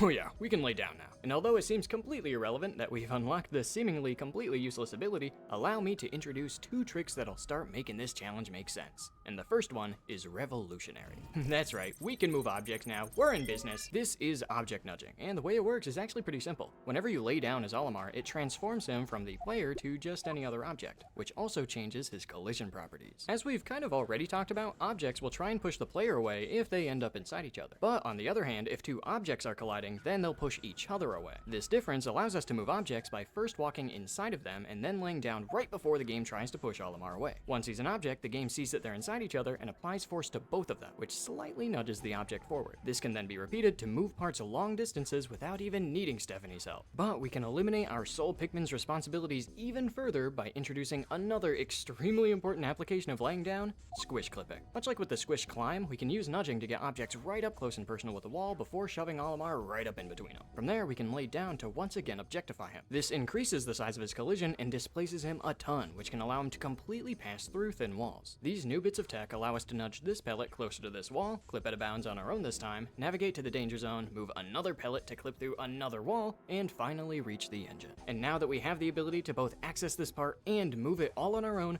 we can see that we did all that for nothing! That box we never pushed? Yeah, it's still there, blocking our only path. And although Olimar can clip through walls easy peasy, objects have a much harder time being convinced to do so. Despite that, I was able to find a way to clip the engine through the floor, which is promising, but no matter how I did it, it would always respawn on the wrong side of the box. We did all that, but still have no leads.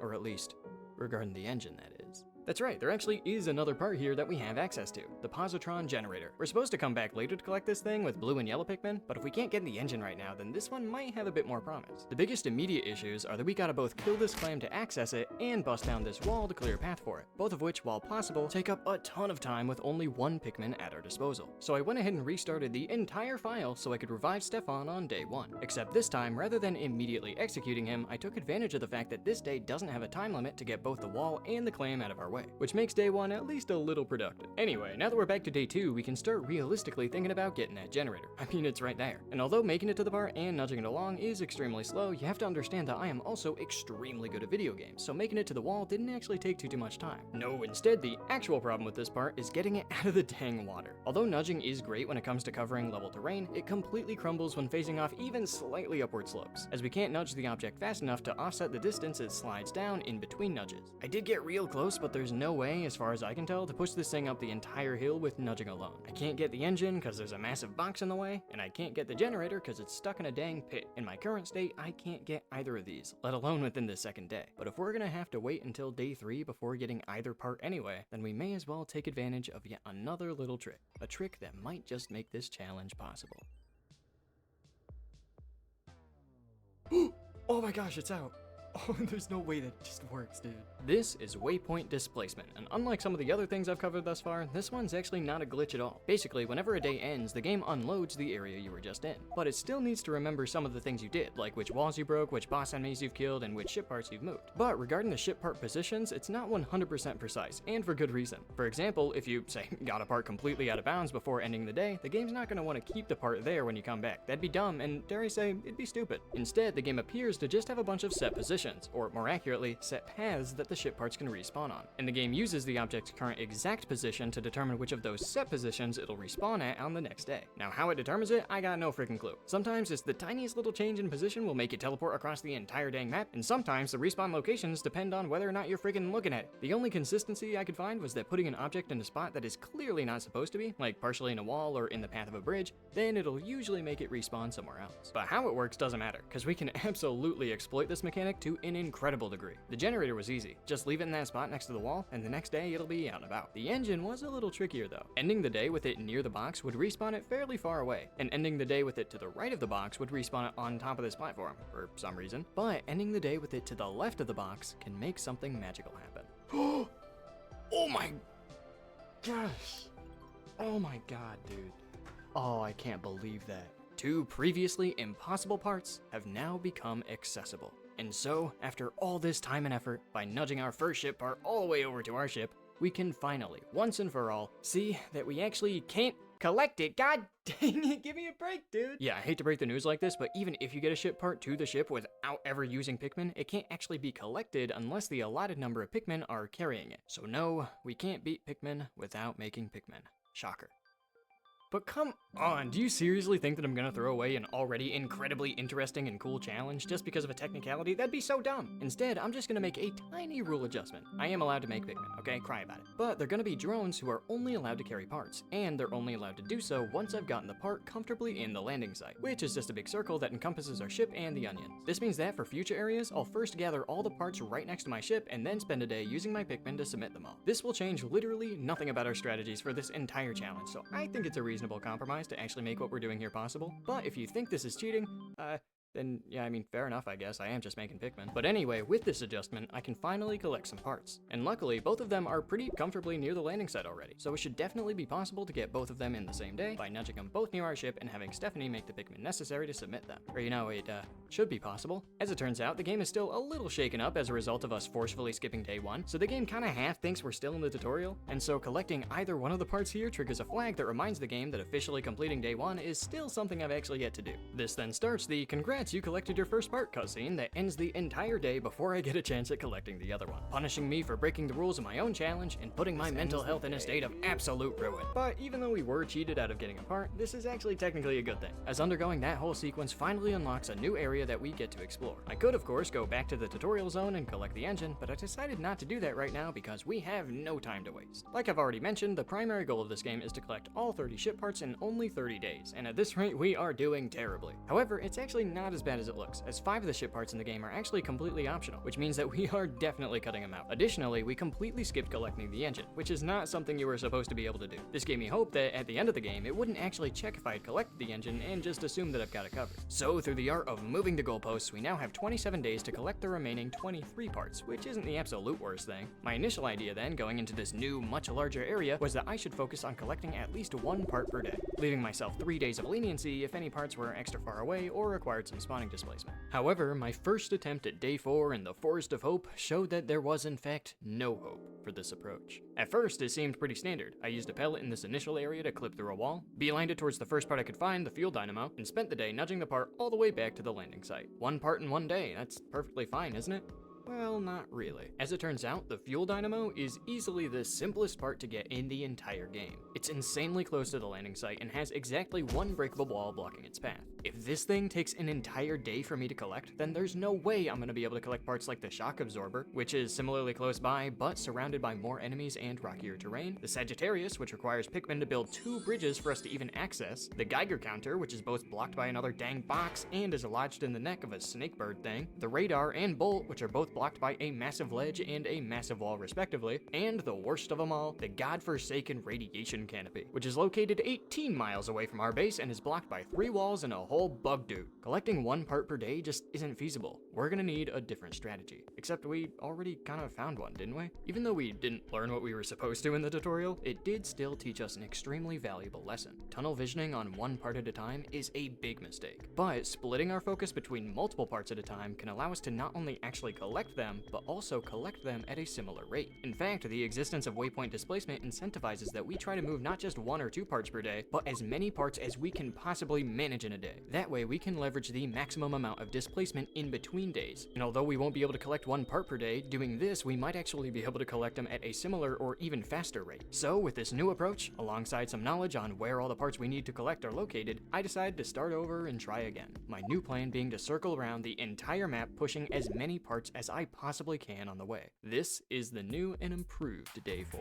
Now the day started off pretty similar. I first threw Stephanie at this wall to eventually break it down later before again using this pellet to clip through a wall. Except this time it's not your average everyday wall, it's a thick wall. The game really doesn't like the idea of placing Almar just fully inside of a wall, so it instead compromises by placing him on top of it, allowing us to get into these out of bounds areas without needing any initial high ground. From there, I made my way towards the first part of the day, the shock absorber, and rather than nudging it myself, I decided to enlist the help of my good friend Jim.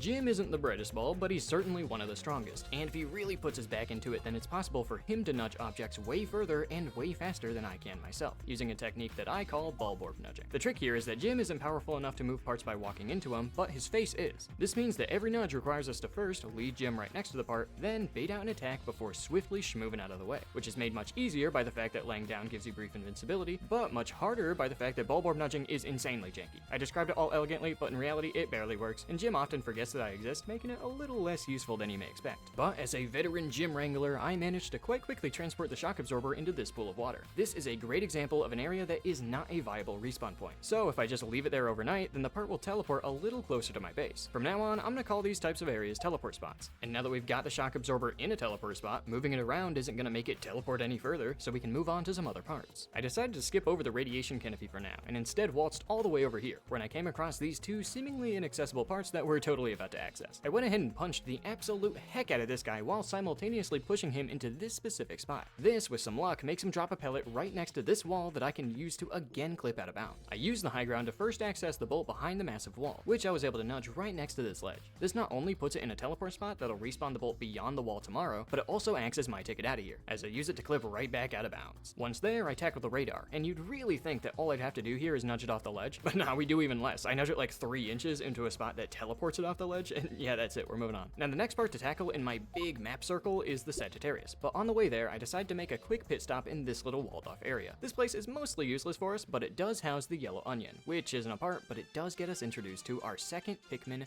Jordan, who we just toss into the main area before using another enemy pellet to clip out of bounds again. Trust me, he will be important, but not right now, we got stuff to do. I do some more out of bounds navigation to access the Sagittarius from above without having to build those bridges I mentioned earlier. And here, I'm gonna give you a quiz. Do I A, push it off this ledge, or do I B, just push it into a spot that teleports it off the ledge? Here, I'll give you a second.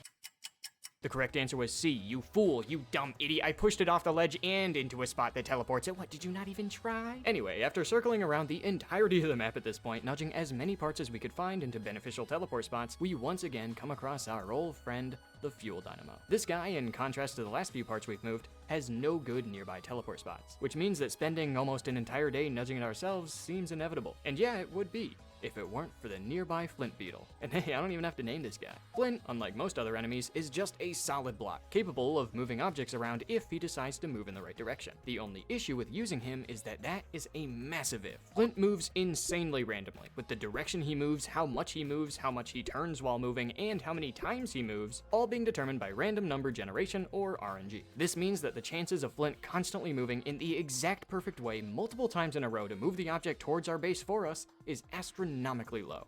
Oh, guess I'm pretty lucky then, huh? Once Flint had run his course, we had just barely enough time left in the day to tackle exactly one more part, the Geiger counter, which, like I've mentioned, requires that we first defeat the burrowing Snagret. This guy unfortunately seems to be almost completely immune to bombs, which means that we're gonna have to assemble our entire army of 2 Pikmin to take him down, and doing so shows off the skills of our newest member, Jordan, who we will come to know as the GOAT. We can throw him much further than anyone else, which is occasionally relevant, but his biggest asset are his ears. Yeah, they're massive, which for some lore reason allows him to pick up and throw bomb rocks that can deal heavy damage to walls and most enemies completely by himself. God dang, what a guy. So, by using a bomb, I was able to reconvene with Stephanie and toss both of our soldiers onto this high ground. I, of course, also need to get up there somehow, and although these pellets totally look like they'd be able to clip us up there, I couldn't get it to work. Luckily though, Jim still got our back. This is Bulborb clipping, and it works for the same reason as Bulborb nudging. When Jim takes a dive, his massive schnoz acts as an object that can push other objects, which includes pushing me inside this wall, giving us that high ground we need to begin the boss fight of legends. Which just includes throwing all 2 of my Pikmin onto this guy's head and running around to distract him as much as possible. As you could probably figure, this combat strategy is a little lacking in the speed department, so once he dies, we only have a mere minute left of the day.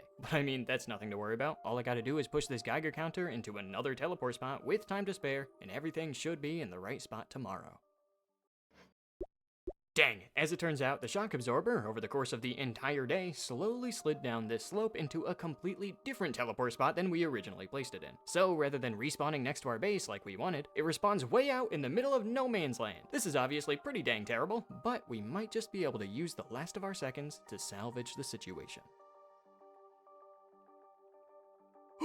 Yes! Oh my god, that was almost terrible. And with that, the new and improved Day 4 has finally been completed. Where before, all we did was spend the entire day moving the fuel dynamo, now we move the shock absorber right next to our base, the bolt past the wall, the radar off the ledge, the Sagittarius halfway across the lake, the Geiger counter dislodged from the Snagret's neck, and the fuel dynamo in basically the same spot. So, yeah, just a little bit better if you ask me. Of course, now that we have a really good start, and more importantly, a strategy and a set of tricks that allowed it to happen, we gotta do some planning for the rest of our days here. So let's take a look through our parts. These 2 guys are real close to my base already, so I decided to just ignore them for now so I could focus on the parts that are much further away, like these 2 guys. However, although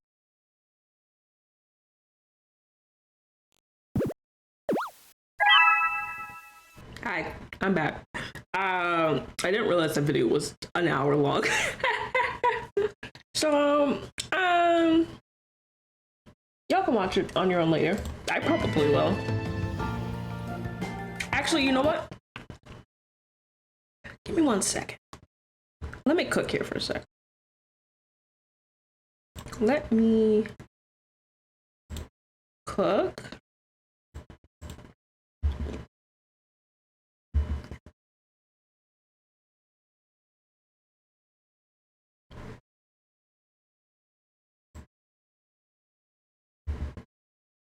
I'm cooking. Wait, where did it? Sorry, I'm cooking. Give me 1 sec. I'm cooking off screen.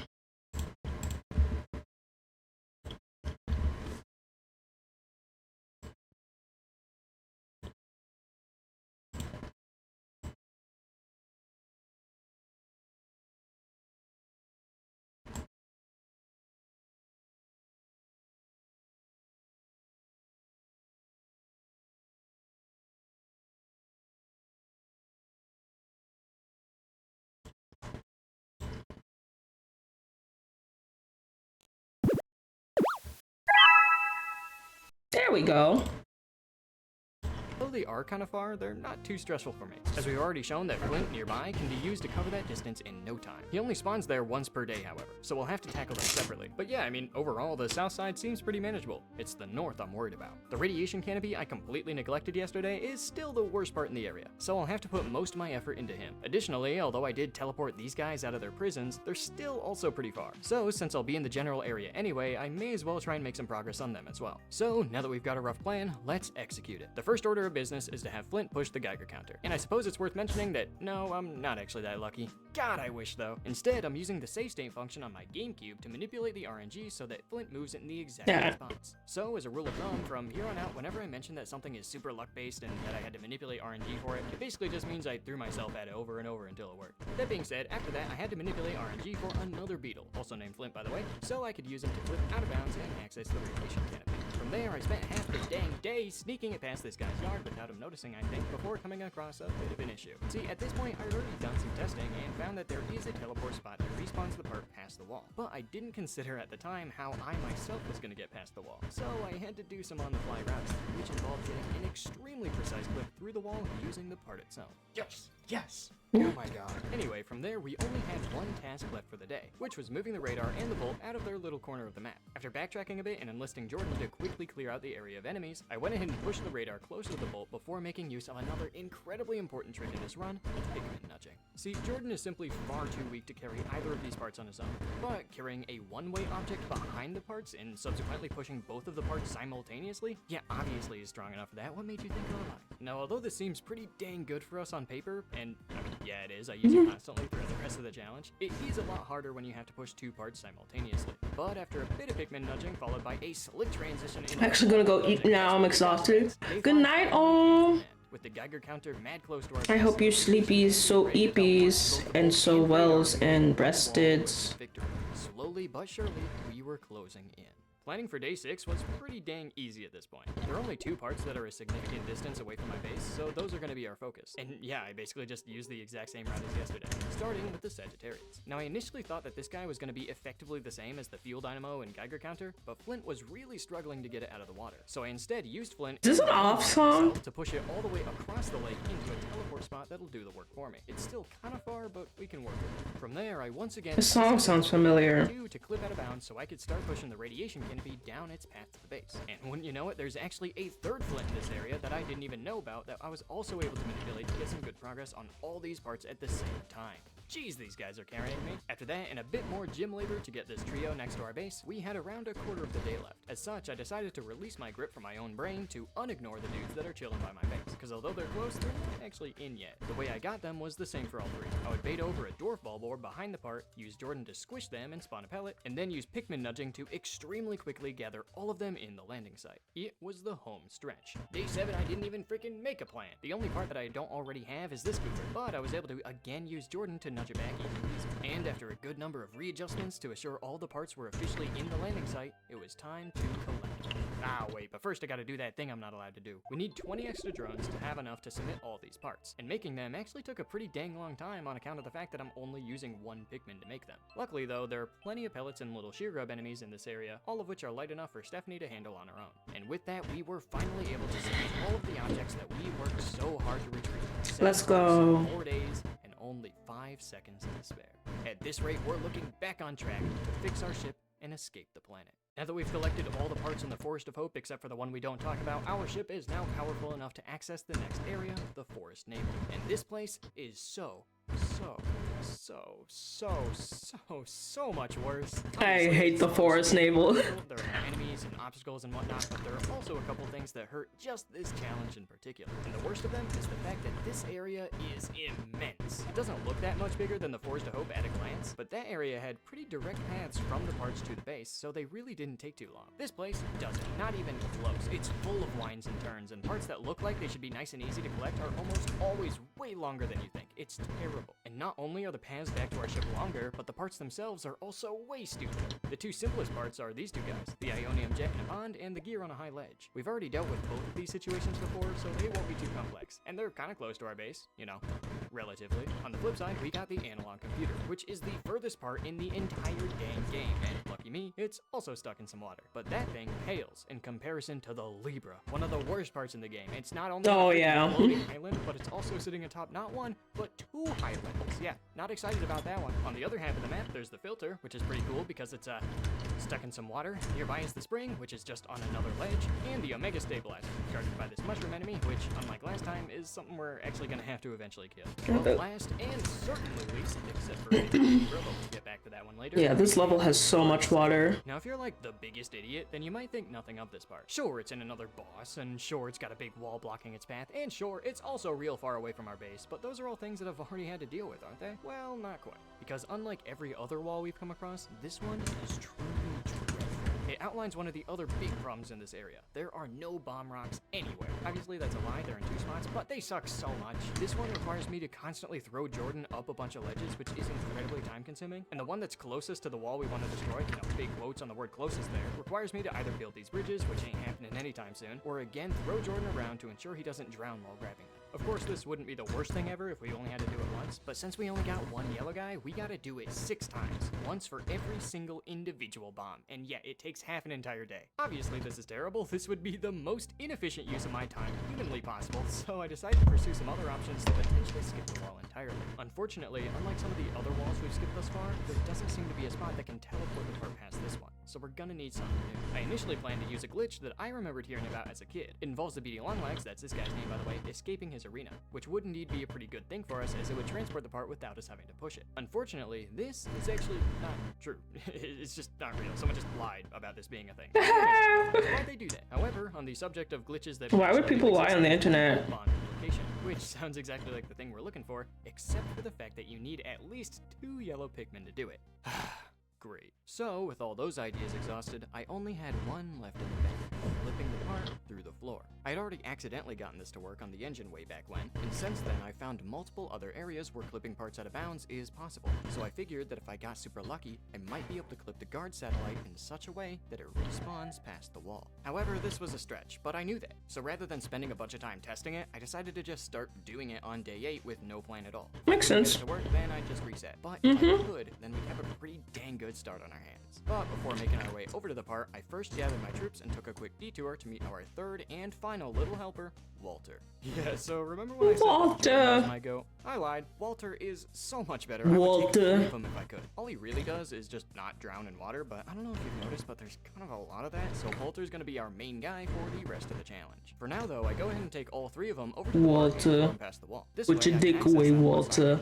I'm not having sex with you. Well, I had to enlist the help of my good friend Bert by doing a trick called Wollywog Transportation, and here's how it works. Like most enemies, Wollywogs have a home, which which is just a point in 3D space, and they'll patrol a certain radius around that point. So if Olimar enters that radius, they'll jump at him to attack, and if Olimar exits the radius, they'll retreat back to the center of their home. But unlike most enemies, we can force Wollywogs to stray much further from their home than they're supposed to by repeatedly triggering attack. Anyway, so we can do so by first rubbing up against Bert, which gets him real angry, really makes him want to jump more than anything. But before he does that, we can swiftly move away to bait him up at a far distance. Repeating this, we can get Bert all the way next to this wall, at which point I can use him to clip right through. Then I'm able to trigger one last attack from inside the wall's collision in order to get Bert himself into the arena, as he'll act as a surprise tool that'll help us later. And once he's in, I don't have to worry about him returning to his home because, you know. And now that I'm finally here, I can whistle all my Pikmin and challenge the beady longlegs to a fight for the ages. Which just involved throwing all my guys on him, and then constantly manipulating RNG to ensure that his attempts to shake them off would always fail.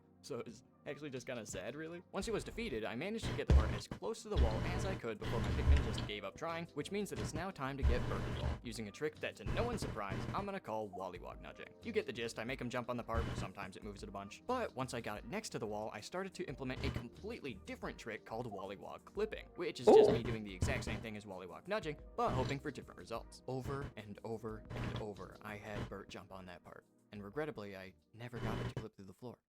Instead, something even better happened. Oh my god. Oh yeah, it's through. And after the slightest bit of readjustment from inside the dang wall, I managed to find a teleport spot that officially broke it out for good. This was huge, but now it meant that I had to make a route on the fly, because I still had half the day left. So I figured that killing the mushroom boss for the Omega Stabilizer was a no-brainer, because it's the closest thing to me right now, and I've already got my entire army with me anyway. But before that, I decided to get two other real quick things out of the way. The first was to move the spring a little bit, as it's also super close by, and has an extremely easy teleport spot that'll get it off the ledge. The second was to get Walter just absolutely hammered. Making Pikmin drink makes the leaves on their heads grow into flowers. This is not only extremely cute, but it also makes them move faster. And since the primary obstacle of this challenge is speed, and since the speed at which I collect parts is 100% dependent on the speed of my Pikmin, yeah, extra speed is pretty good. Anyway, after completing those simple tasks, I once again prepared my troops for another glorious battle. And this time, it actually was kind of interesting. This mushroom dude usually runs around in a defined circle in his arena, but by attacking him at certain intervals, I can make him trip over multiple times in a row to get him to fall out of this path. I was able to get him into this corner, so that when he finally died, the part inside of him was launched onto this ledge. This saves the extra effort of moving the part out of his arena, which in hindsight,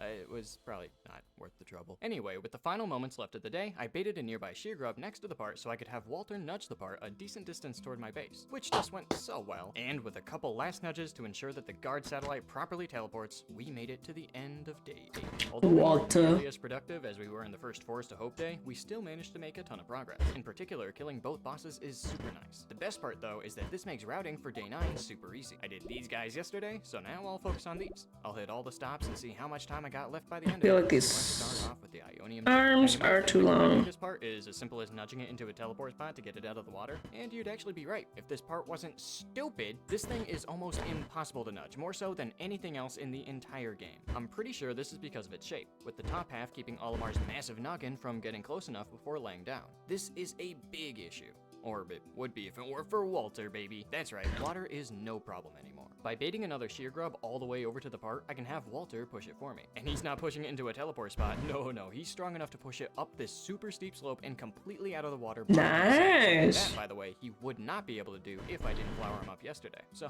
yeah, my brain's pretty adequate. From there, he continued to push it until reaching this wall, which, unlike the last one, we actually can't skip. Luckily, though, this one is also much less sturdy. So I just tossed Stephanie and Jordan on it at the beginning of the day. That's right, sometimes I act in secret. And I swapped Walter out for Jordan before moving on to our next part, the gear. Why Jordan, you ask? Well, take a look at this freaking trick shot. Boom! Not only was I able to insta-kill this sheer grub I baited over, dropping a pellet to clip up to the gear, but I also simultaneously flung Jordan into an out-of-bounds area so I can grab him later. Something that was only possible because I can throw him further than the others. Once up here, you know the drill. I nudge the gear into a teleport spot before using the high ground to maneuver over to the analog computer, which has a nice little teleport spot right here. Wow, things are going super smoothly so far. It really feels like we're getting to the groove. Oh, wait, I forgot. Let me reiterate this point. The lever sucks huge time. First off, it's on a floating island, and we normally need to build a bridge to access it. Unlike walls, bridges can't just be skipped by clipping through or around them, and it's not like I can bomb them to build them faster. And secondly, even once I get to the island, traversing 2 ledges is a bit of a nightmare. I'd have to bait not 1, but 2 enemies from all the way across the entire map, and somehow get one of them on top of the first ledge so I can clip up the second. I had no clue where to even start with all that nonsense. which is why I decided not to. Instead, I scheduled a visit with an old friend. Aw yeah, that's right, Flint's back in the building, baby. By manipulating Flint to walk all the way over to where the Libra is, I was able to run into this wall at this specific angle, which allowed me to clip out of bounds. However, although we have been walking around outside the map's bounds throughout this entire challenge, this is true out of bounds, because there's no ground under us, and true out of bounds is freaking weird. Now, I don't really know how all this works, but what I do know is that walking in true out of bounds is safe first to fight, at which point whatever momentum you had going into it is conserved forever. You can't change direction once you're out here. So using that info, I walked at a specific angle that launched me straight onto the island's outer wall. And this position is ideal, as the wall slope is just shallow enough to allow Olimar to walk all the way up without even having to worry about the ledges. The only issue is that we need one last burst of height to actually reach the Libra once and for all. But luckily, we got extra height all around us. Yes!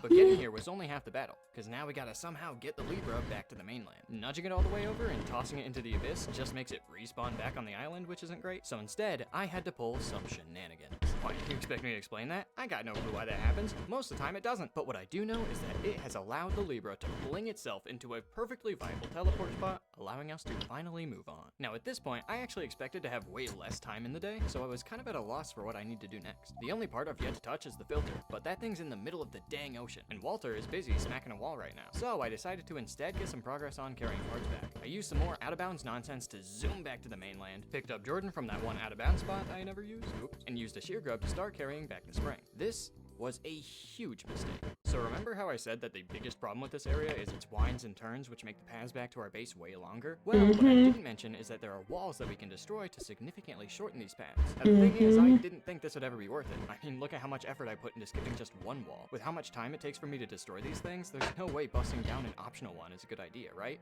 No, so wrong. What I didn't realize is that pushing a part around this wall in particular takes at least a full goddamn minute, and 8 out of the 9 parts in this area take this path to the base. That's almost a full day's worth of time. So, a bit of advice for anyone thinking of doing this challenge themselves.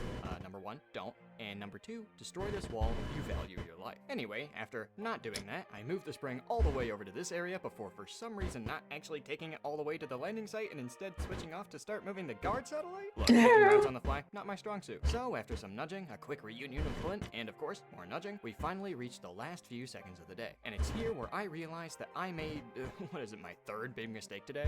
I just realized I won't be able to make it. No. Yeah, I forgot they were still doing that. Somehow, Stephanie was close enough to the base to survive the night, but yeah, Walter freaking died. Which isn't that big of a deal, because another one spawns the next day, which, again, is perfectly legal. So say hello to our new blue Pikmin.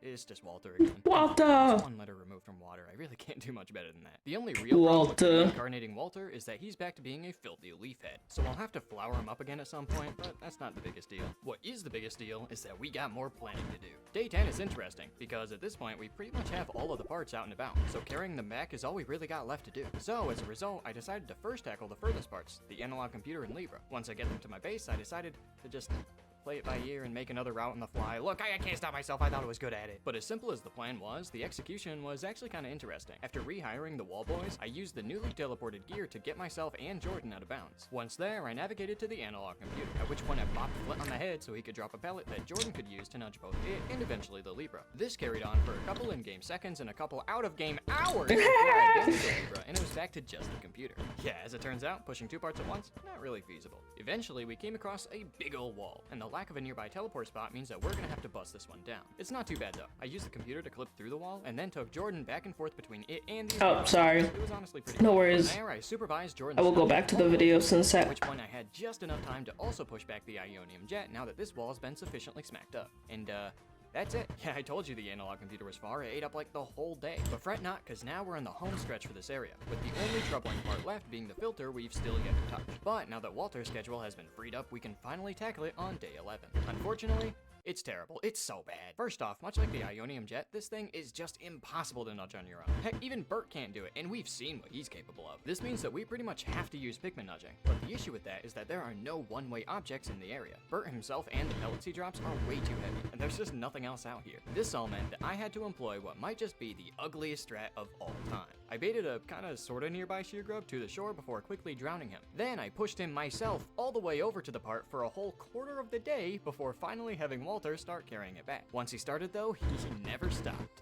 except for when this dweeb started stopping him. Yeah, I haven't mentioned this guy yet because he's been almost completely irrelevant until now, but The bread bug. this is the bread bug, and in a way he's kind of the third boss of this area, as he's a unique enemy who's got a part inside of him. The reason we don't care though is because it's an optional part, so I've been doing my best to ignore him. The issue is that his gimmick is stealing objects from you, and when objects are what we need to push parts at all, it's obviously pretty inconvenient right now. But luckily, there's actually a really nifty trick that allows you to permanently deactivate the bread bug for the entire rest of the game. It's called killing him. I had to take a quick detour back to my base to retrieve Jordan so we could win the tug-of-war battle against him and fight him on our own turf. And it wasn't all bad, because I was actually able to use him to super quickly nudge this guy a decent distance while we were on the way there. Once we got to the base, you're supposed to kill him by submitting the part he's holding onto into an onion, but since that would inadvertently make Pikmin, I had to instead bop him on the head a couple times to officially get rid of him, which also collected the optional part in this area, which is kinda cool, I guess. But although those were the obvious benefits from killing this dude, the real benefit came in the insight that this experience gave me, in the form of double Pikmin nudging. See, every object's weight indicates how many Pikmin are needed to carry it, but you can optionally stack up to twice that number of Pikmin onto the object in order to move it even faster. Being forced to do this so I could drag the bread bug around made me realize that, yeah, I totally should have been doing this the entire time. It makes things literally twice as fast. So with this new technique, I was able to get the Libra almost into my base just before the day ended, and you can probably guess what my plan for day 12 was. Oh,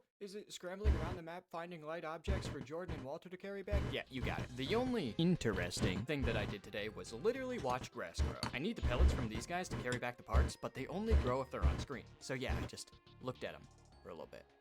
This is optimal Pikmin gameplay. And after a bit more optimal Pikmin gameplay, we were able to get all 9 of this area's parts in the landing site, allowing us to finally finish off the area with our pre-made Pikmin in only 5 days total. At this point, there are only 8 required parts left in the entire game, and we've got 18 days to collect them. Needless to say, we're doing extremely good time-wise, which means pretty much the only thing left that can stop us is a part that's just impossible to get regardless of time. And although we've yet to come across anything of the sort, the place that'll do it might just be the distant spring. Naturally, this is the largest and most enemy-dense area in the game, but unlike the Forest Navel, most of the parts' paths back to our base are fairly straight, and only blocked by a couple walls or bridges here and there. So instead, the difficulty in this area comes from the fact that almost every part is in a stupid spot. The only normal one is the captain's seat, which is just sort of sitting there out in the open, which is pretty nice. But what isn't nice is the nearby bowsprit, which not only requires us to actually kill this big bug dude this time, but also build an entire bridge and knock down an entire wall in order to get it out of its arena. Over here, there's the Kronos reactor, and no joke, a second Ionium jet, both of which are on high ledges and surrounded by water. In this zone, we got the rotor, which is blocked off by a wall that only blue Pikmin can hit, and the gluon drive, which requires building 2 more bridges to access. Circling back to our base, the repair type bolt is super close by, but once again on a high ledge surrounded by more water. I'm running thin on my goddamn patience here. And finally, we got the interstellar radio, which is way out in the middle of the ocean inside this flying balloon looking enemy. Why is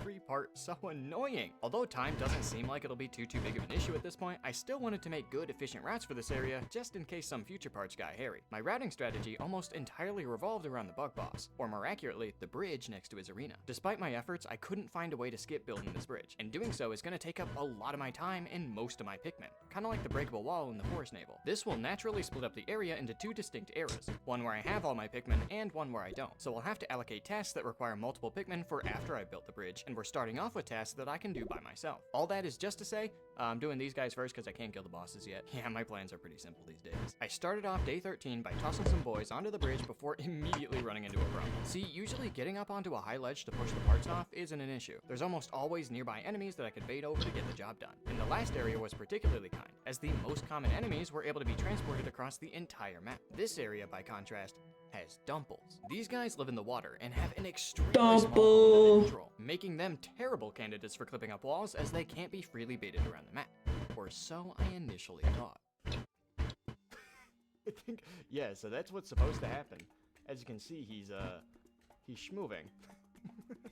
This is the Dumple Fling, my absolute favorite trick in this entire challenge. I have no idea why it happens, but if you set up a Dumple such that it's facing the direction you want it to go, and then dance on the edge of its home, it confuses them real badly or something, and some nonsense happens in the game code, yada yada, they get flunked. Completely negating this issue and actually making Dumples better than Sheer Grubs, or Burt. It's insane. So when I made my way over here, I flung 2 of the 3 available Dumples into these respective corners before beating them to death and using their pellets to clip onto ledges to push off the parts. If you're like me, underneath, and you might have actually been worried about pushing the Ionium jet in particular, because, you know, the whole hard to push thing. And yeah, it definitely does make it harder to deal with, but getting it into this exact spot and then lying down next to it causes some nonsense collision interactions to occur, which allows it to eventually slide right off the ledge and into a pretty dang good teleport spot. It was at this point though when I realized that the Kronos reactor is not currently in a teleport spot, which makes it worth trying to push back right now. The issue is that pushing it back is apparently insanely annoying. Every submerged part up to this point has been absolutely no problem for Walter, but this one in particular is completely broken. It just hates getting out of the water. And I'm not gonna lie to you, I still don't really know what the problem was, but after using one pellet to get it used to being onto the shore, I guess, and then dialing back to use a second pellet, I was able to get it up out of there. Oh my god, dude. After that, I had Walter continue to push it all the way across the map until he reached this point. Our base is right there, which is nice, but we're unfortunately blocked by yet another massive wall, which is a pretty big problem. Or at least it would be if it weren't for James. Oh yeah! You might have already been able to tell, but James's face is significantly flatter than Jim's, which actually makes it much better for moving objects, which in turn also makes it much better for clipping objects. And wouldn't you know it, this was absolutely not worth it in hindsight. I should have blown up the wall, it would have been faster. I don't know why I'm so against doing that. Am I stupid? Am I just addicted to doing glitches? I don't know why I'm like it. But regardless, now that those two parts are finally in good spots, we were able to move on. Because we had Walter with us, I figured that the gluon drive was the best part to tackle next, as he'd be able to help out with this thing's biggest issue, the bridges. See, even though Walter should absolutely be able to push this part through the water here, the fact that there are bridges at all makes him think that that's the path that we should go on instead. So trying to push the part with the shear grub like we usually do gets him stuck at the bridge's entrance, walking around in circles waiting for us to build them like some sort of idiot. So we're gonna have to convince Walter to take the underwater route, and we can actually use the stuck Pikmin circling motion thing to do just that. After positioning the objects like this, I can have Walter pick up the shear grub, and since his current path is blocked, he starts moving in a circle around the point that he initially picked it up, which nudges the part a little bit. At that point, I can whistle him to make him drop the part right at the edge of his circle before making him pick it up again. He then goes through the same sequence of logic, but the initial position is slightly to the left. And so, by repeating these steps and consistently whistling Walter at the same point in the circle, we're actually able to get both objects off the main path and into the water. At that point, Walter finally remembers, oh yeah, I can breathe in water, and chooses a different path to the base that doesn't involve using the bridges at all. Now that's great and all, but we immediately ran into another problem after this, and that's the fact that this part is fat as heck, which actually makes it impossible to nudge out of the water, as Walter gets too close to the wall for things to line up properly. But luckily, I found a nice teleport spot nearby that would get the part out of the water for us, so I just left it there for another day and moved on. With what little time I had left, I wanted to tackle the rotor, so I went over here, used a frog to clip through this wall in what is quite possibly the easiest glitch to do in any video game ever, and then moved the rotor like 4 times into a teleport spot that'll get it past the wall on the next day.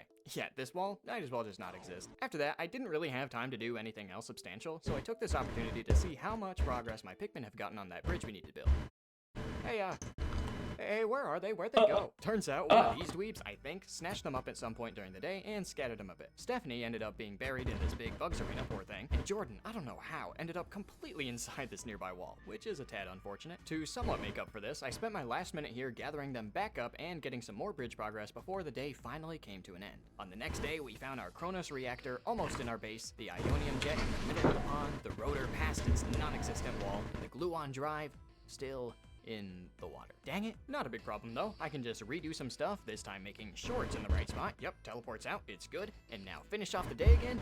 And alright, what's going on here? Now, I didn't know it at the time, silly me, but the gluon drive is currently what is known as a quantum superposition. This is to say that if I'm observing it as the day ends, then it'll teleport in the right spot. But I guess it does something else when I'm not looking, like it's doing something devious only when my back is turned, I suppose, which makes it teleport in the wrong spot. I have no clue why this is how this game works. I wish I was joking about this, but the last thing I have to do today is just look at the gluon drive. Just make sure it's behaving, and it'll work just fine. Why am I attempting to explain anything in this video? Whatever, moving on to day 14, my plan's basically the same. My bridge boys still need to get their dang work done, so I'll be working with Walter on this half of the map again. Hitting all the parts, you get the drill. But before doing anything, I went ahead and had Jordan get some damage done on this stone wall nearish my base. I'm doing this because I realized that the rotor needs to make its way through here, and I'm not going to spend my entire life clipping it through the wall, okay? My brain's functioning a little better these days. That being said though, after getting the bridge boy started, baiting away the snitch bug so he doesn't get any more evil plans, and then flinging a dumple to get him to drop a pellet near the Ionium jet, I pushed it all the way to my base and I clipped it through the wall. Goodbye, brain. Next up is that captain seat I neglected yesterday, but this one should be nice and easy. I mean, it's out and about, there's nothing blocking it, no water, no enemies, it's the most annoying part of all time. Oh my god, why can't I have this one freebie? This guy's issue is that he's secretly in a bit of a hole, which makes him super hard to nudge anywhere, including in Walter's pathfinding. This Her nipples are out. with the help of my good friend Bart, by doing a trick called Yellow Lollywog Transportation. And here's how it works. It's the same way, they're the same enemy. Anyway, after baiting Bart over, I was able to get the part a little bit out of the hole, which allowed Walter to finally push it out, carry it to my base,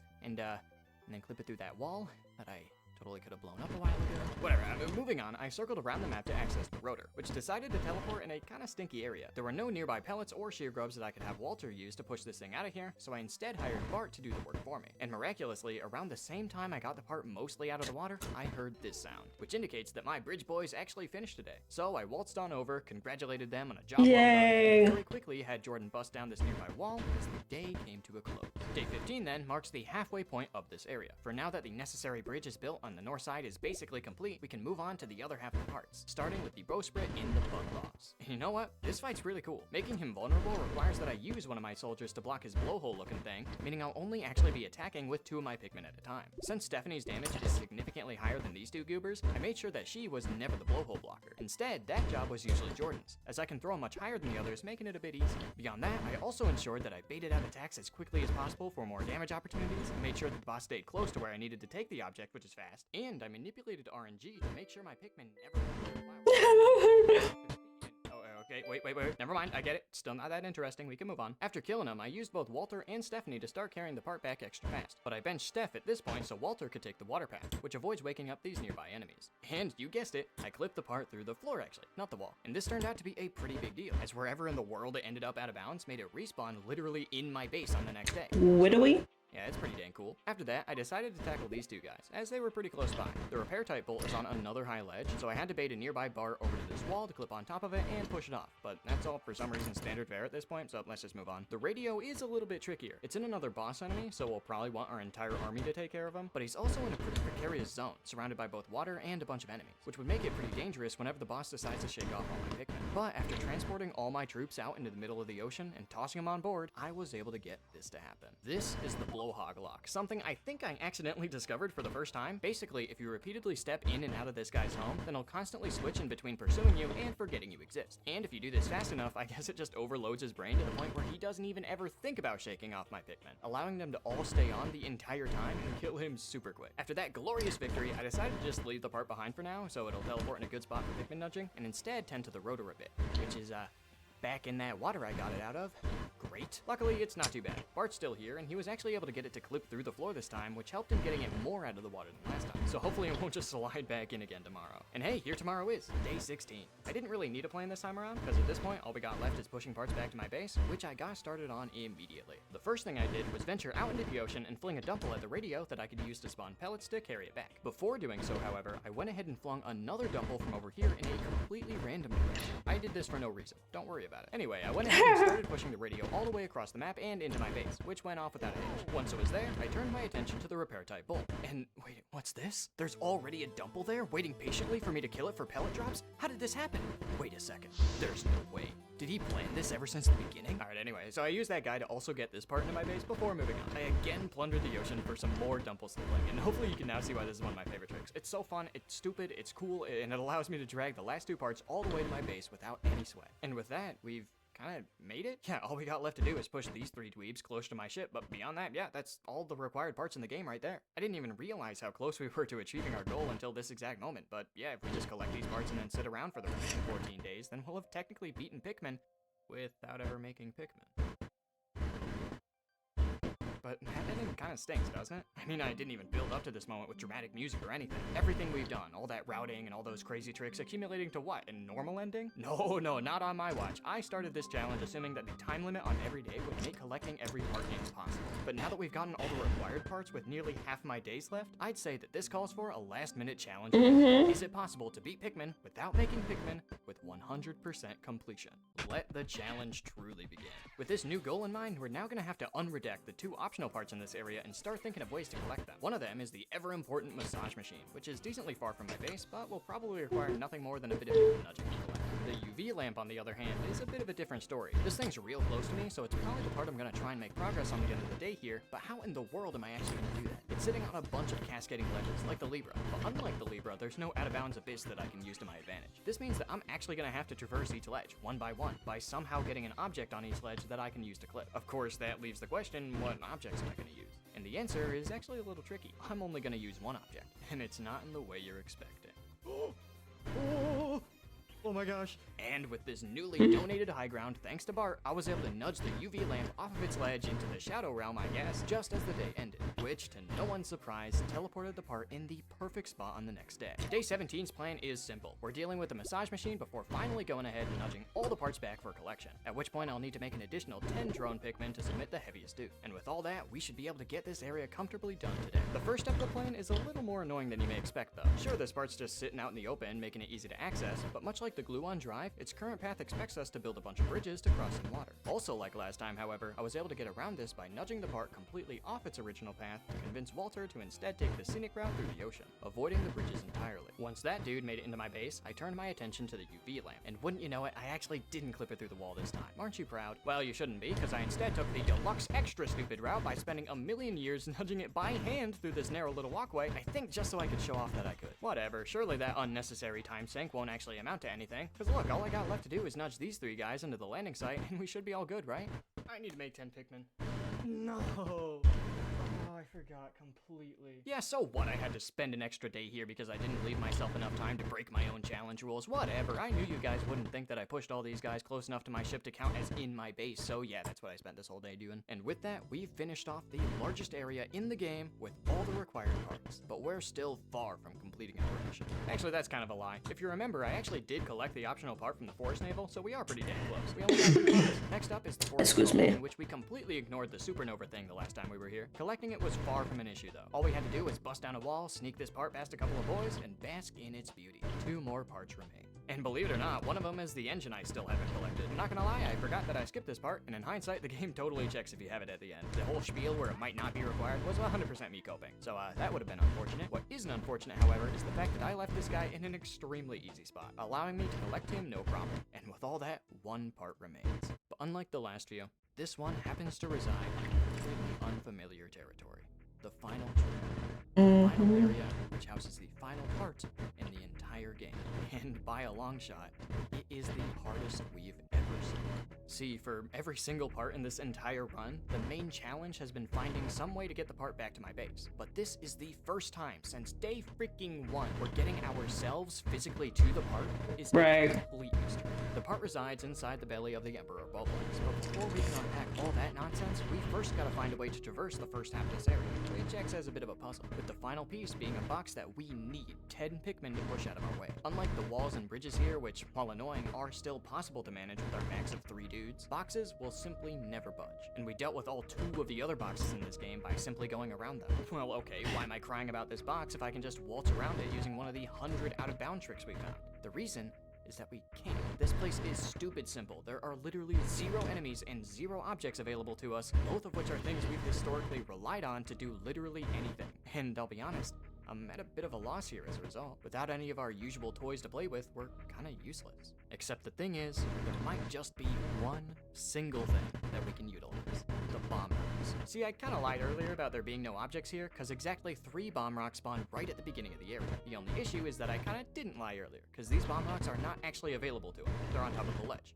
Completely inaccessible. But there's one fact about these dudes that might just make them accessible despite our situation. Their spawn location is random. This means that it might just be possible for a rock to erroneously spawn on the ground. And according to some fairly reliable resources, this has actually happened to multiple people before. 2 people, specifically, because this glitch is astronomically unlikely. So much so, to the point where there is no video proof of this ever happening to anyone. Until now.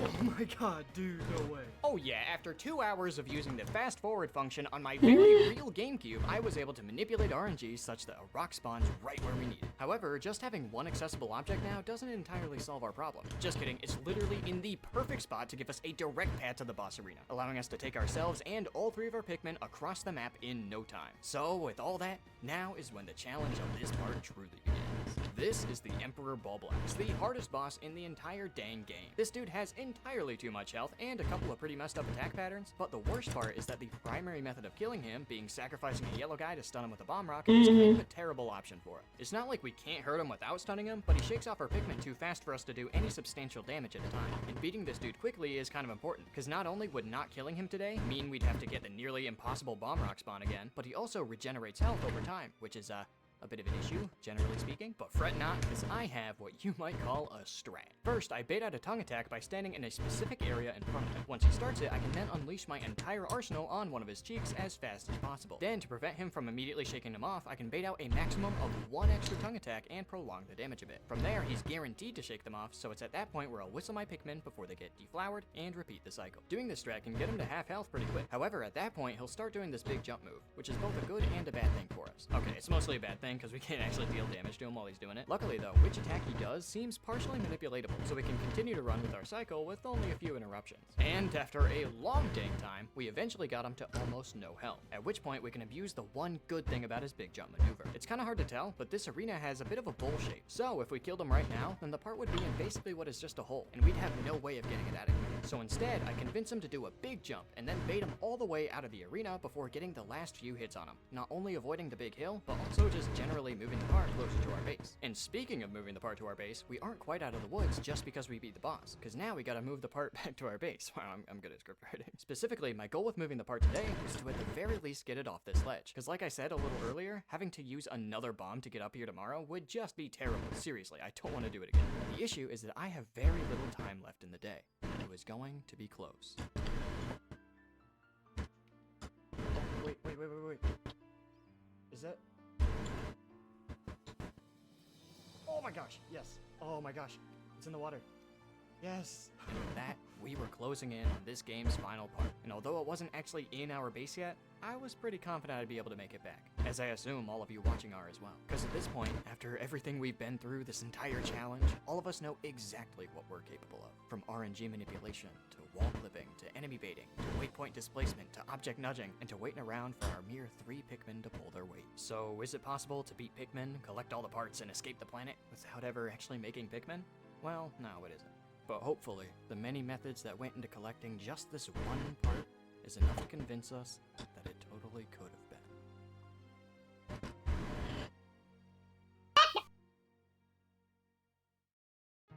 Oh! Moss! Thank you so much for the rain!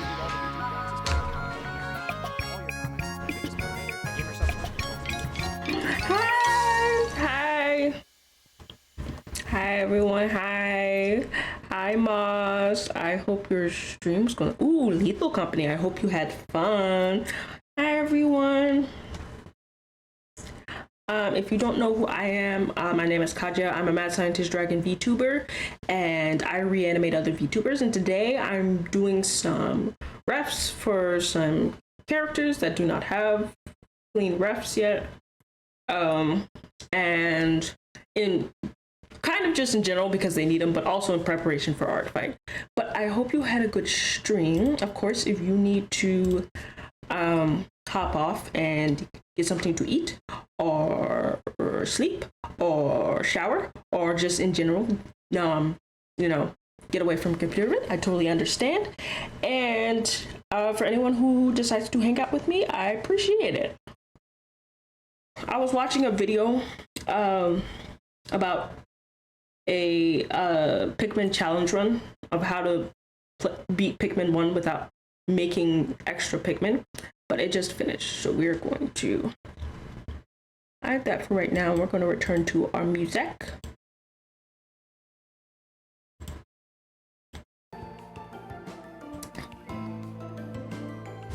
I saw in my follow. Oh, let me turn this music down. I had it up because I was watching the video, so I wanted, you know, people to be able to hear the guy talking. But I saw on my following list that you were working on Art Fight, and I was like, oh shoot, that's one. Yeah, it always sneaks up on you. That's for sure. But this was also like, it's kind of for Art Fight, but it was also kind of like, this is just something that I've in general needed to get done, and I have been sorely neglecting my OCs.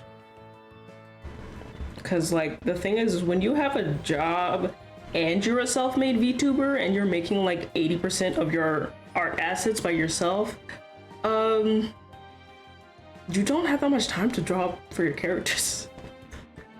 So I wanted to take a time to, and not even mentioning commissions. So I want to take some time for my OCs because I still do love them, even though they have been gone. They've been going very ignored recently. Honestly, in general, I think I just need to learn how to draw faster, because if I was able to draw faster, then I could draw my OCs more. Because like my thing is that like I want to develop like a style where it's like quick and easy, but not like super highly rendered.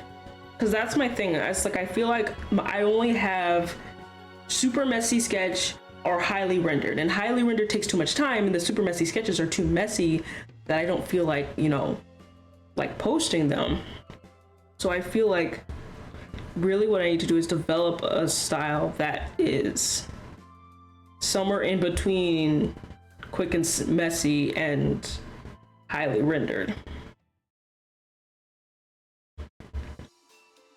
So it's like I'm not going to be able to just make time to do more highly rendered art because it just takes me a long time. But if I can learn to make quicker, sloppier, but still like colored art, I think that would be useful for me.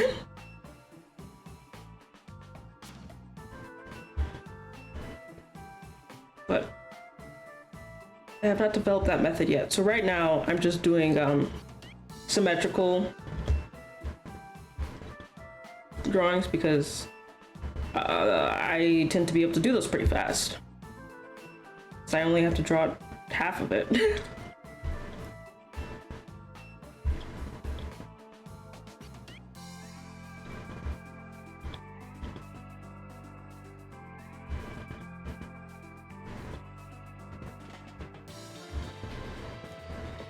But yeah, it's pretty chill.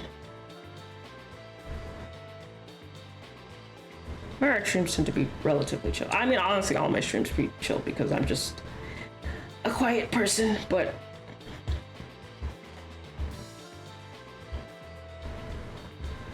we're just hanging. It's like a work and learn type of stream.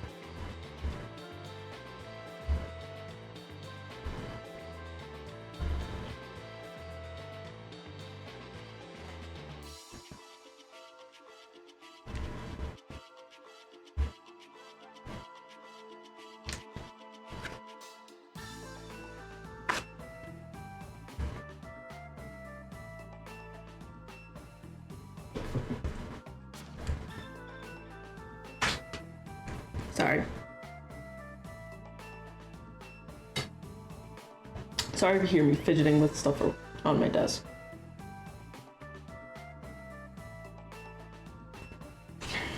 I was just moving stuff around.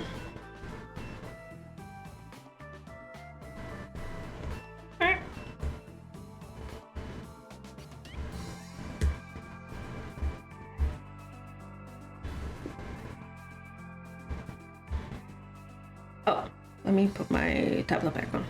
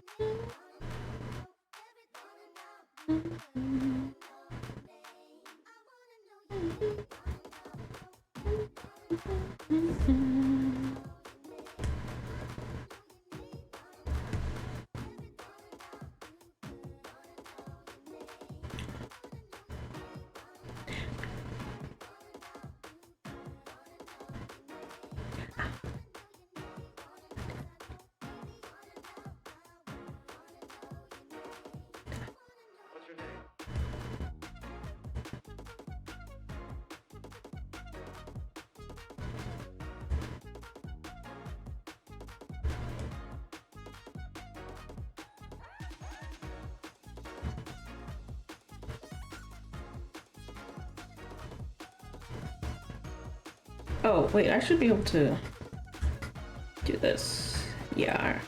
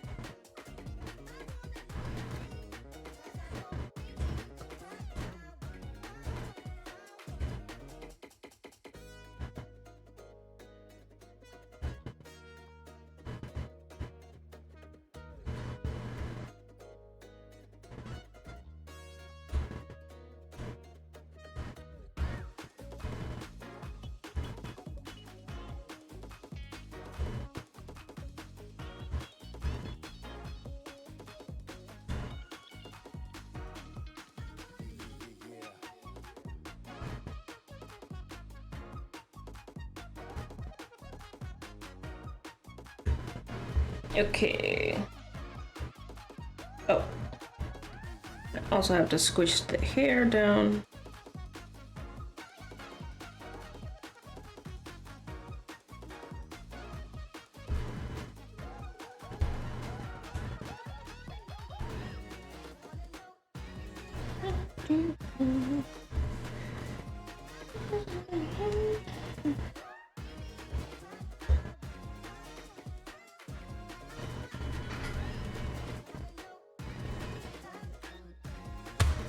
This is in response to something you said earlier. I just typed slow. One of my friends last year did just simple but well stylized headshots, and I'm trying to figure out if I should do the same because I varied wildly between simple things and rendered pieces. Yeah, for me with Artfight, I find I am more productive when I just decide one style of thing, because like when I just flip between whatever I feel like, I usually only make like, you know, 4 or 5 things for the month. But I feel like when I have like an established style that I can work out pretty quickly, that's usually when I'm most productive. Because like last year I made animated chibis. I animated them like 2D, and I'm thinking this year I might try to see if I could do like headshots, but like animate them slightly in Live 2D. I think that might be fun.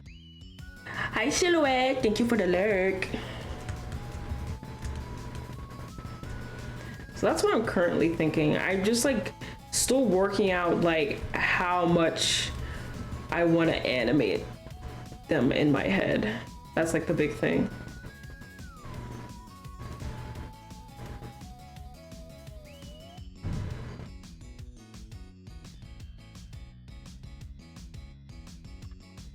I'm just looking back at what I accomplished so that I stay motivated.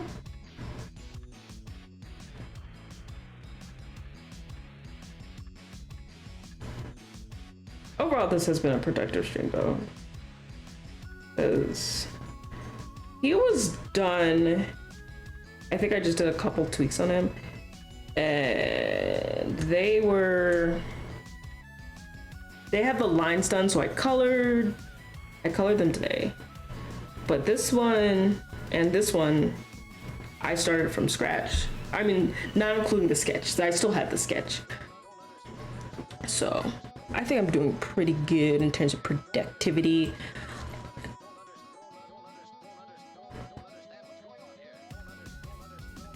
One second, I am gonna hide my screen so that I can look through my files, because I want to find some previous art of her. Excuse me, so that I can Get accurate colors.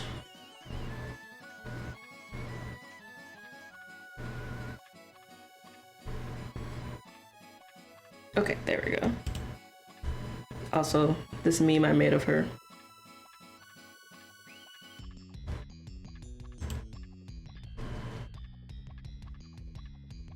I love Carnage. I'm so surprised I do not yet have like an official rep for her because I draw her all the time. I don't want this for right now, sorry. This is basically the same song. Okay, that's fine. It was literally like, I don't feel like calm, sleepy water music today. I was like, okay, how about this other calm, sleepy water music? I mean, I know I put them on my playlist because I typically do love songs like that, but that's not what I wanted right at that moment, please. Thank you. Oh yeah, I also made a head for her because I did that practice,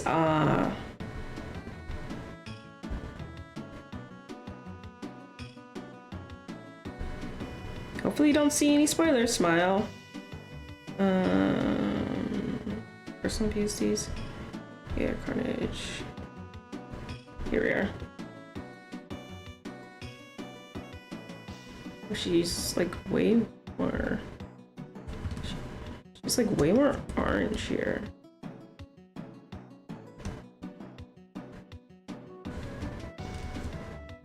I do think because this color is almost like a Fennec Fox color. I feel like with this fur color, people are gonna think she's a Fennec Fox, especially with the petite build and the big ears. And she's not, she's an Aardwolf. But I'm just looking up colors just to make sure that which color is more accurate.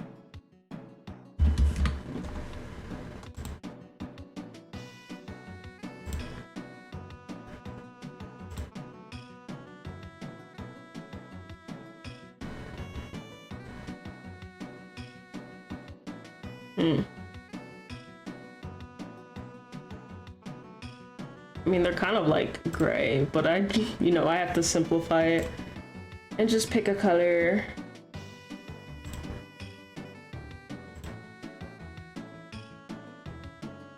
I love them. They're such funny little...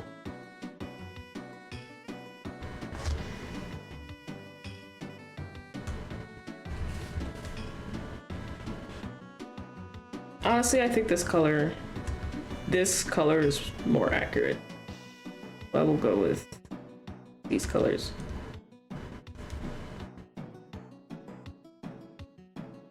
We got an ad going.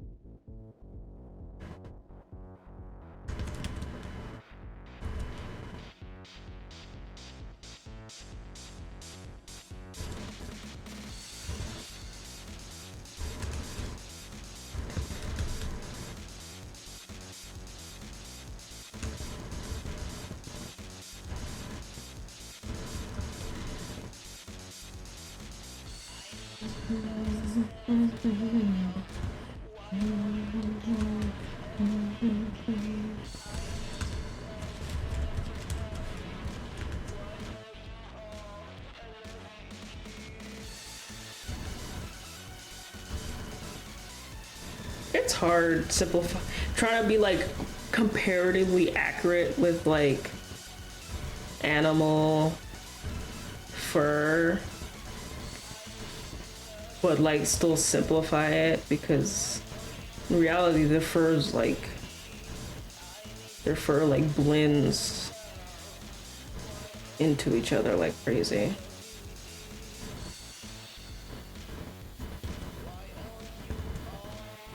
So it's hard to like designate them at like, it's hard to draw like hard lines between what parts of the fur, what color, because that's not how actual animal fur works.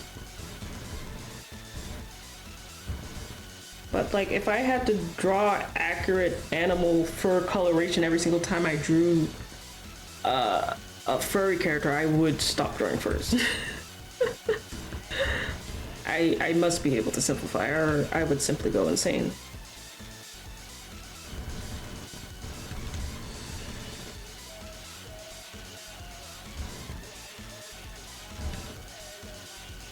Actually, I don't think I need this.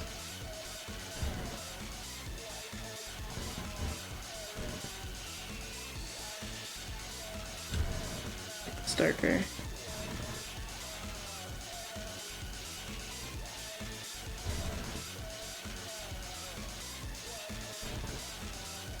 There we go.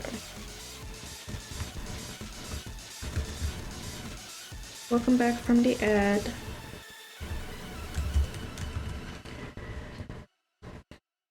And her bright green eyes, which is not at all accurate, but I wanted her to have green eyes.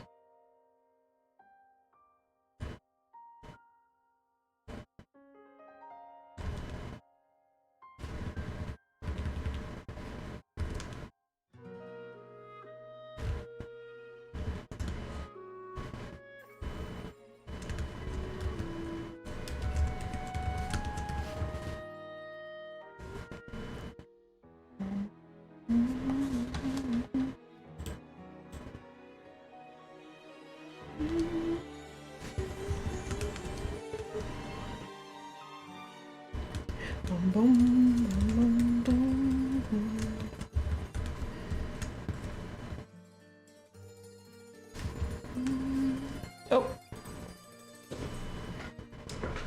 sorry, got charging my laptop. Sorry.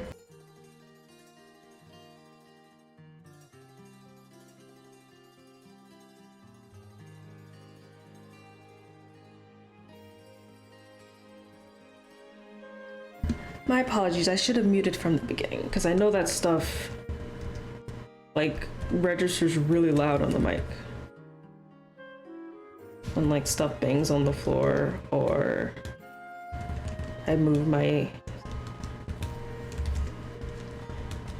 chair. I don't know why rolling over my chair, like, registers so loudly.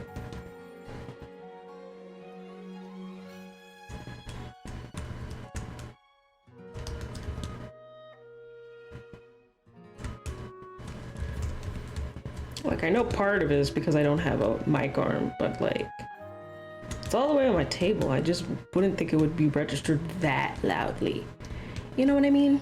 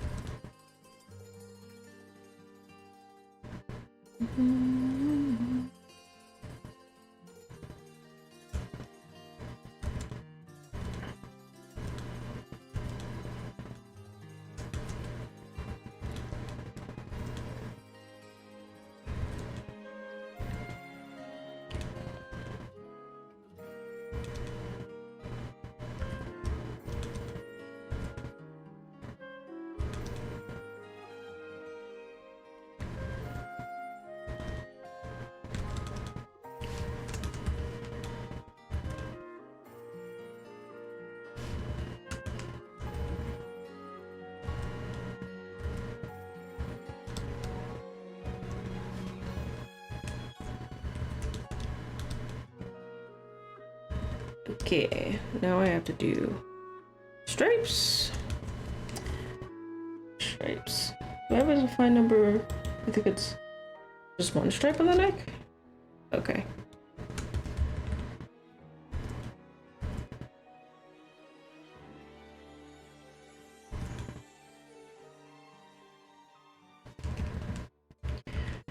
And then there's two stripes on the upper arm. Okay.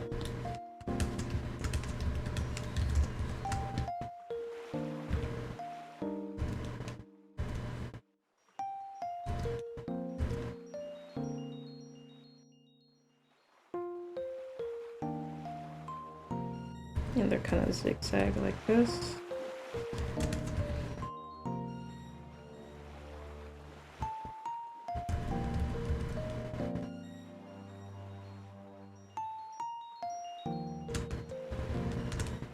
Okay, yeah, that's good. And then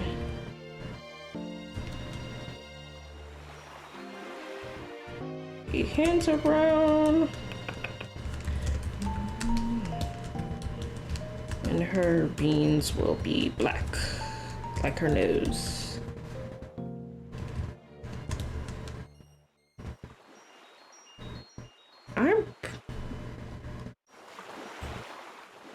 Oh, it's this.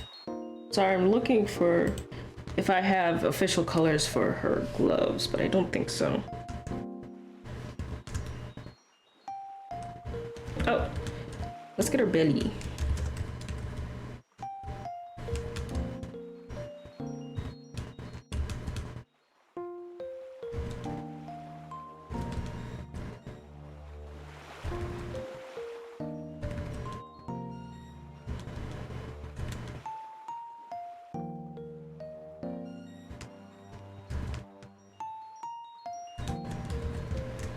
Can't forget her nipples, very important, crucially important, vitally important.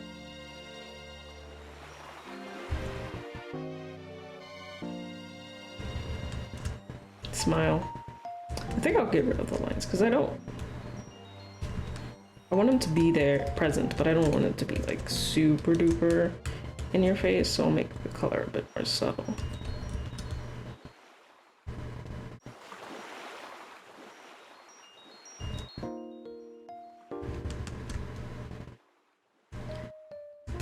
But, she is uppy. Well, technically not, but you know what I mean. Oh, I even drew her nipples here. I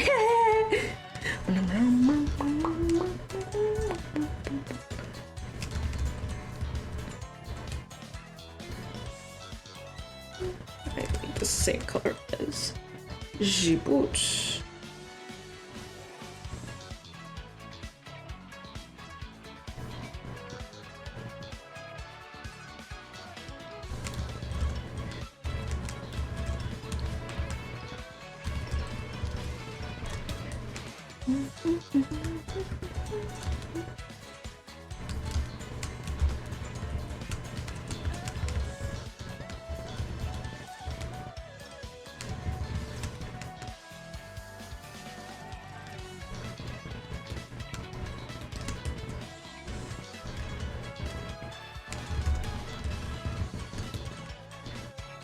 Oh, I love her.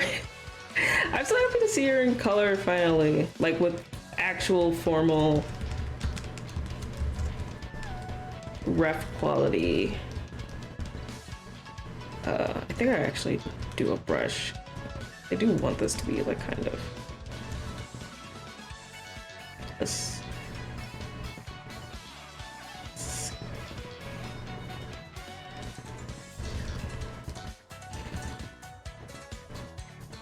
I love you, Carnage, my baby boil.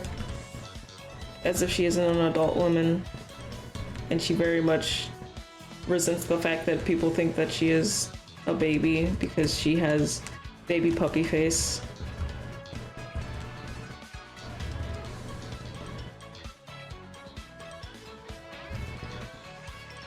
But she's still my baby Coil.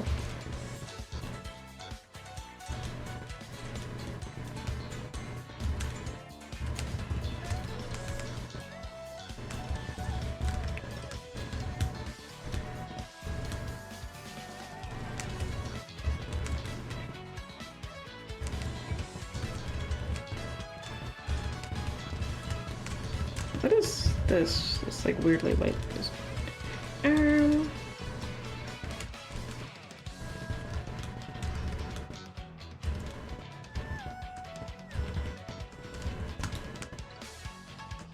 I also want to smooth this part out.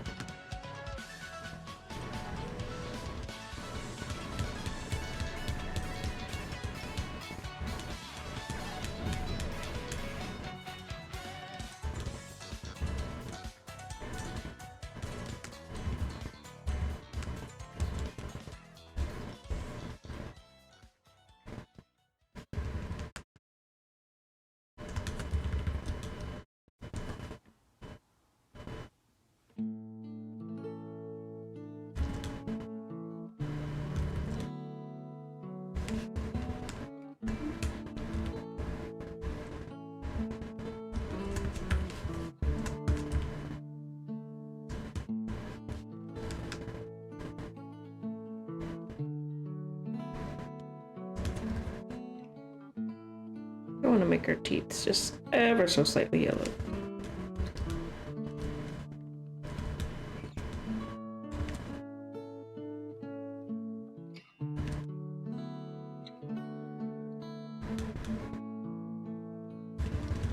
Oops. Okay, there we go. Okay. Now I need to do her tips. And I need a paint color. Oh, that's why I think I had this open. So I had a paint color.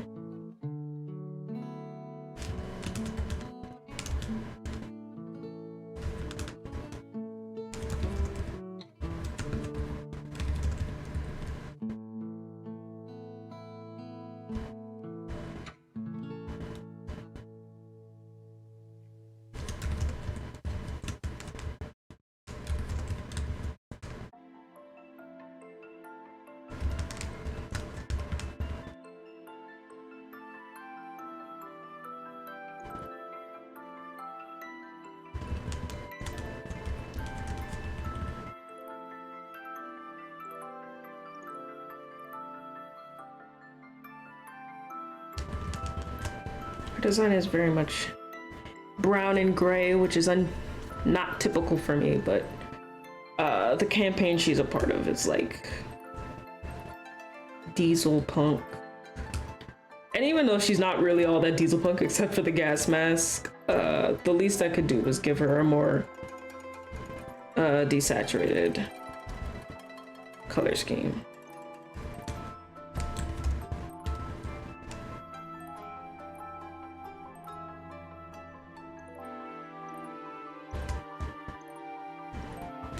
Literally the absolute very least I could do. I may one day address her design, try to make it fit more in the theme of the campaign that she's a part of.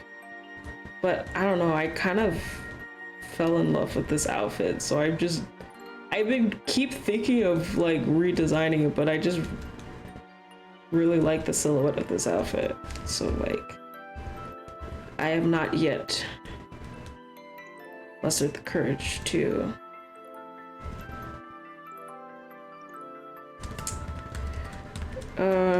come up with a new outfit yet.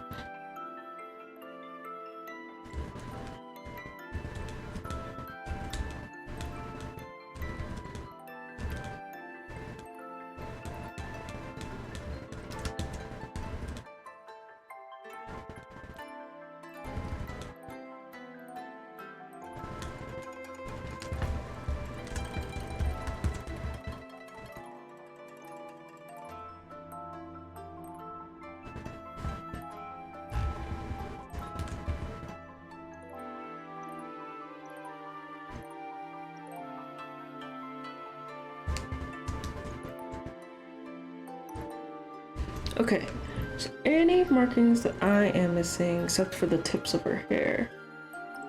No, I think I pretty much got it. I think I actually do want this to cover the entire tip. I changed my mind.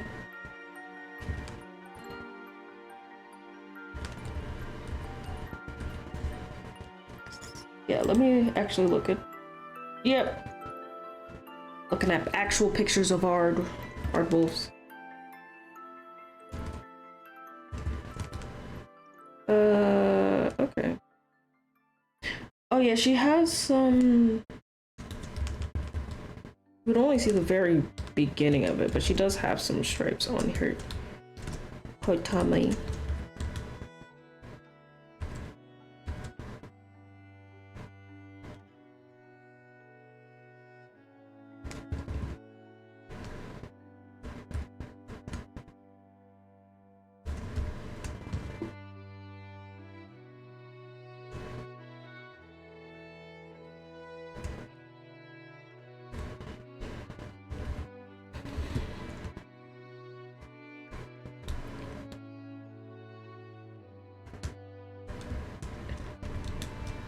Yeah, this one is way more accurate than this one.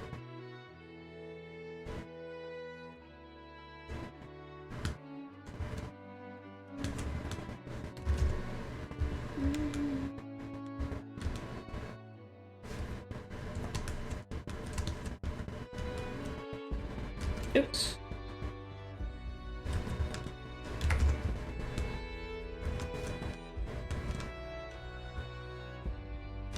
Now let's do blue first.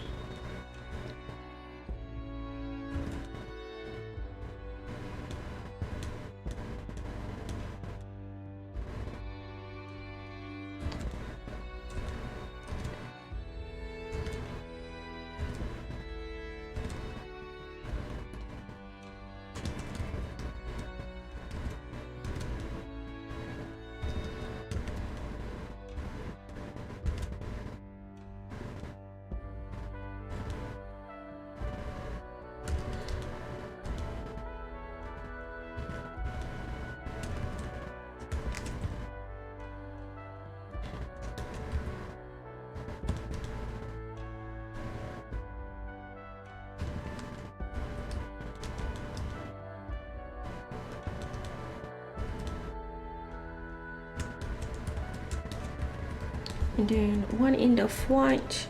This one died. It isn't, it's just brown.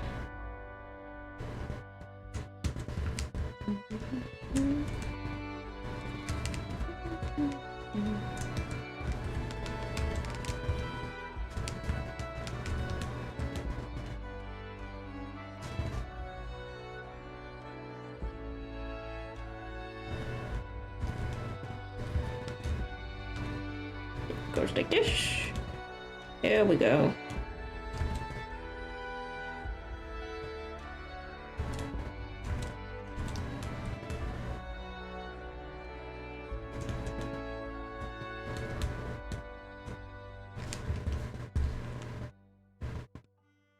There we go.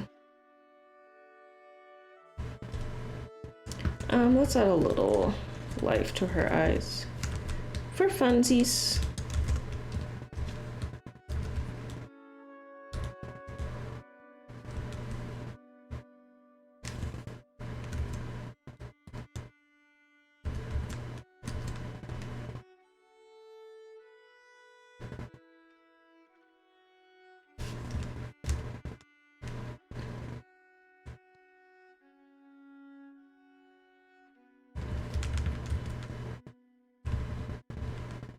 Okay. Very close now. Just a couple more things I want to do.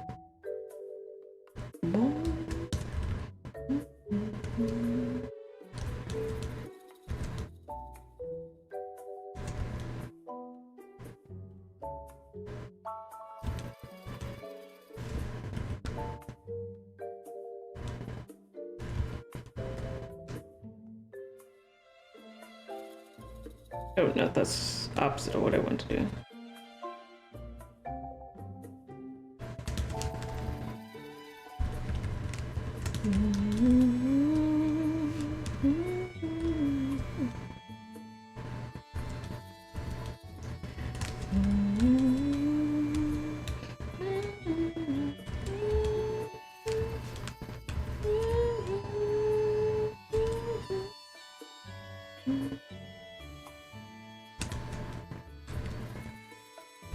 Just the barest level of shading.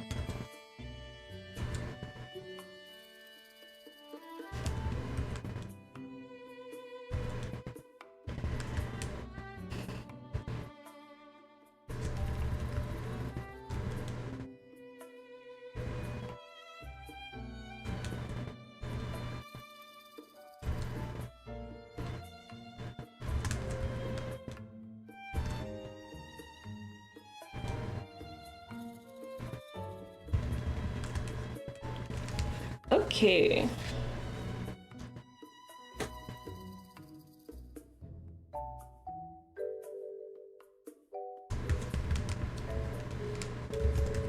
I'm gonna move some of these colors around.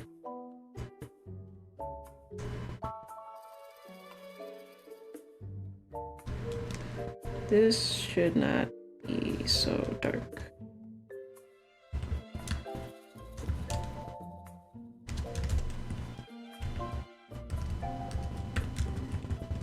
Yeah, that's better.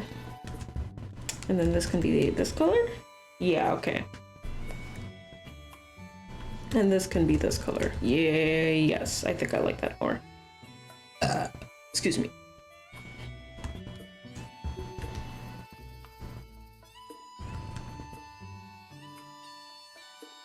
Okay. Now we can do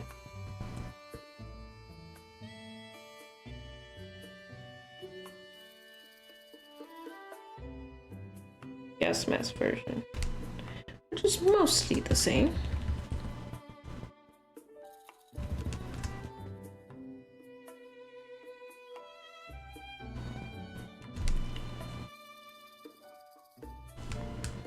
Do I want to do this gray I have here? Or do I want to do this black? Let us try both and see.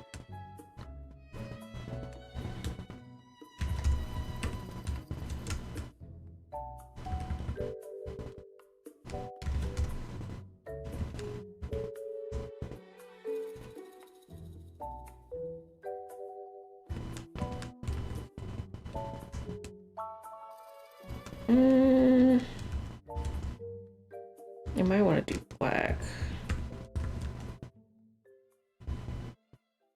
I think I want to do black. This is a little, there's not enough contrast here.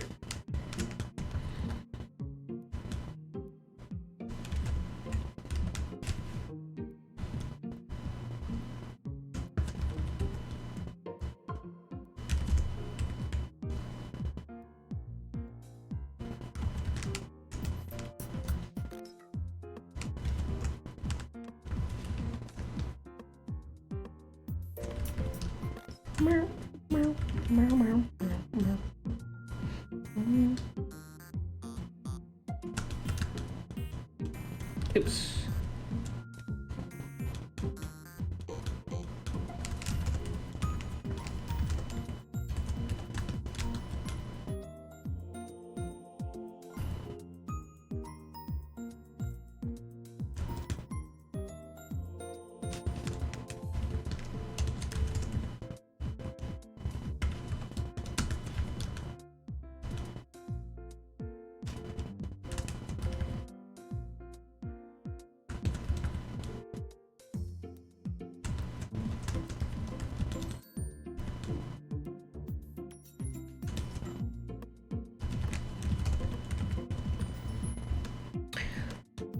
Do I have any? Oh, I do.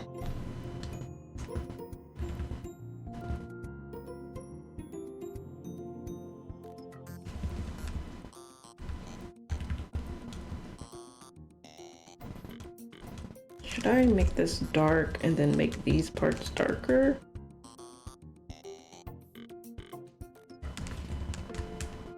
I think I like that. Okay. So I can either have the lenses yellow to match the inside of the cape, or I could change the color of the inside of the cape because there's no yellow in any other part of the design. Or I can make the lenses green to match her eyes.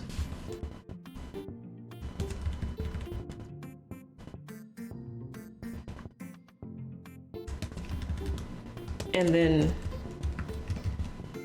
pick well, I would want them to be like more of a toxic green. And then, yeah, maybe I'll just pick a different color for the inside of the jacket. Maybe I'll make it this teal.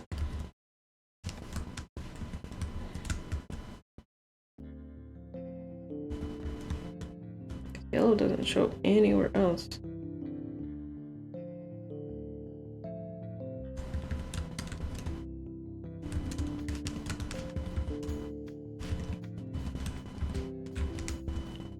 But yeah, overall her design is just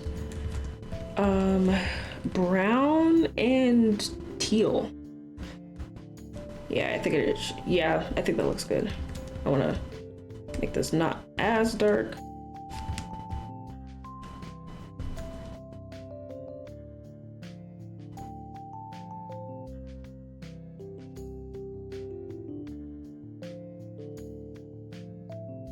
There we go.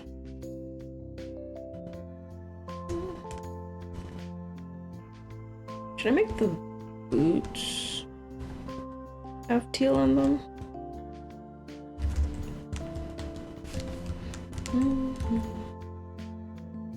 No, it's too bright. Yeah, okay, I think that looks good.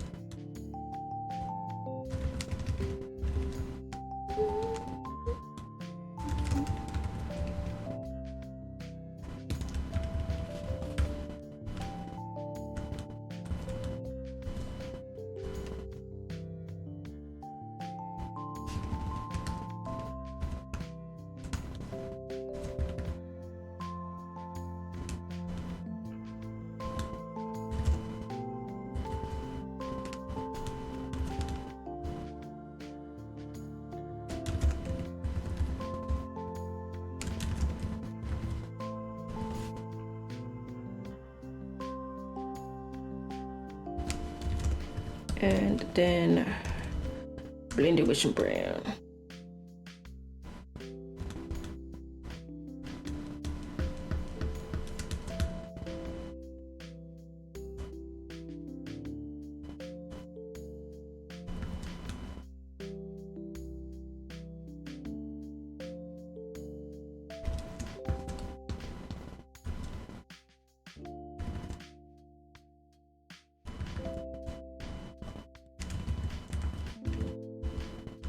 Okay.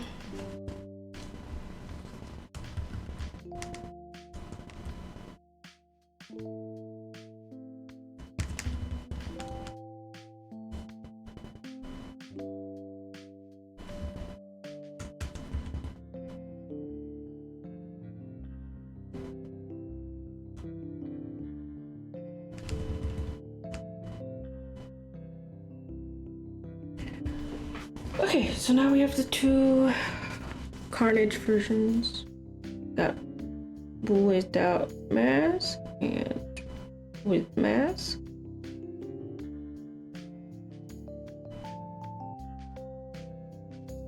Yay, I'm so happy I have a color reference now.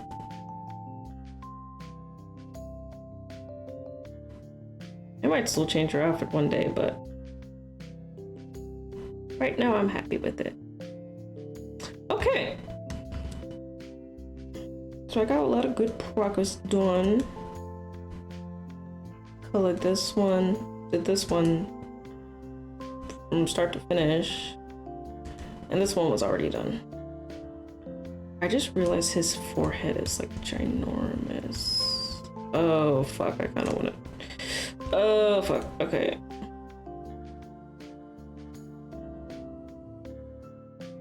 let's see if we can like do a quick fix.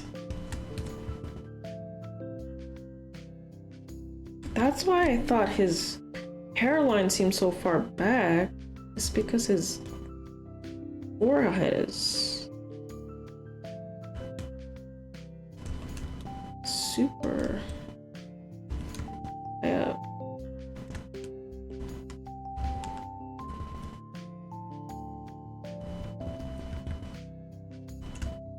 Let's see if we can do a neater select than that.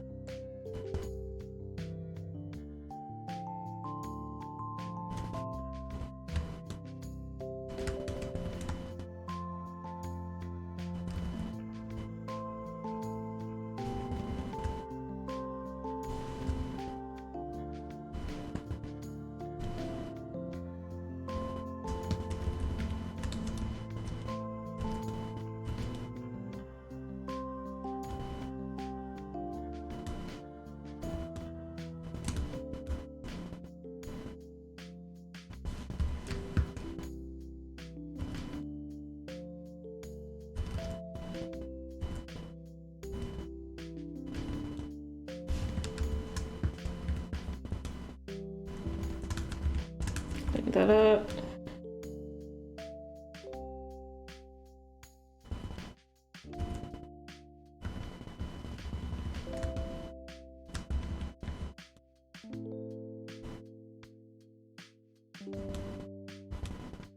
Fix the hairline because now there's a tangent.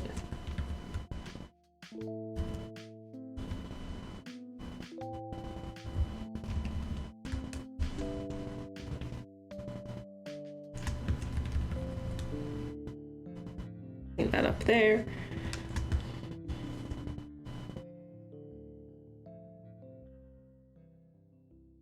Okay, so now you can see the before and after. Oops. Yes. Oh, that's so much better. Oh man, how did I not notice that?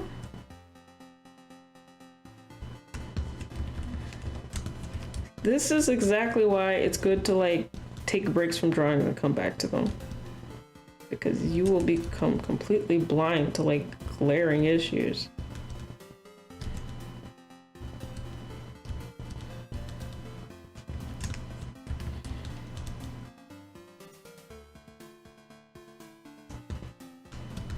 Oh, okay, do this and then do this.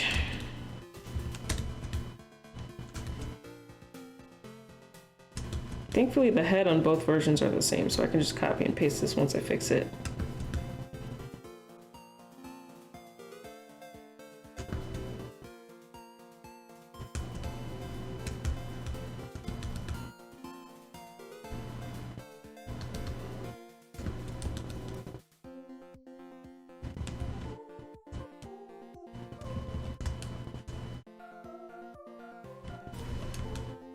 Oh yes, that is much better.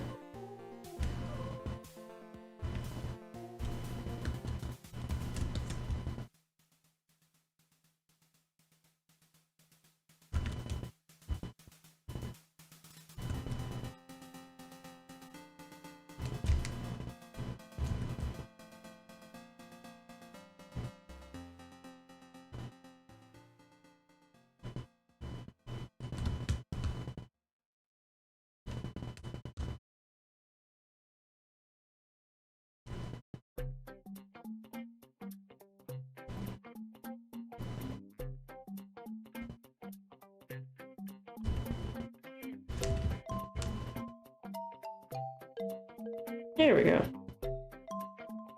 Okay.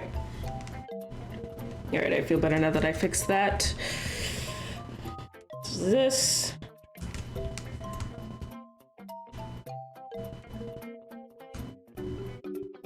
Okay, this was good because I did get some refs done for some actual characters who didn't have refs, like Jeed and Carnage.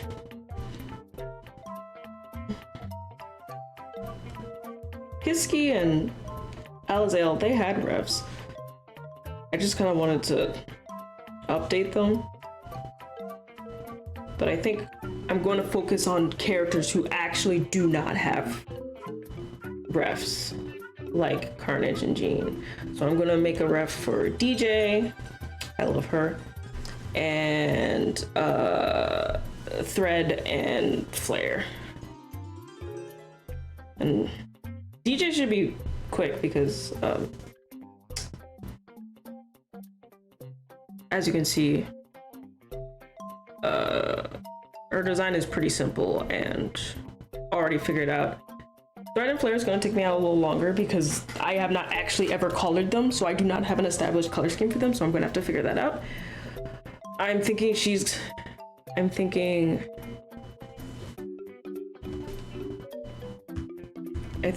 gonna be pink and like she's gonna be blue or maybe teal, something like that, but we'll figure it out.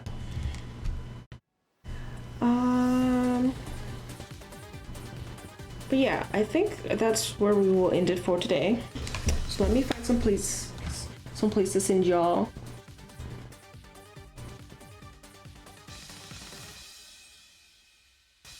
Let's see here.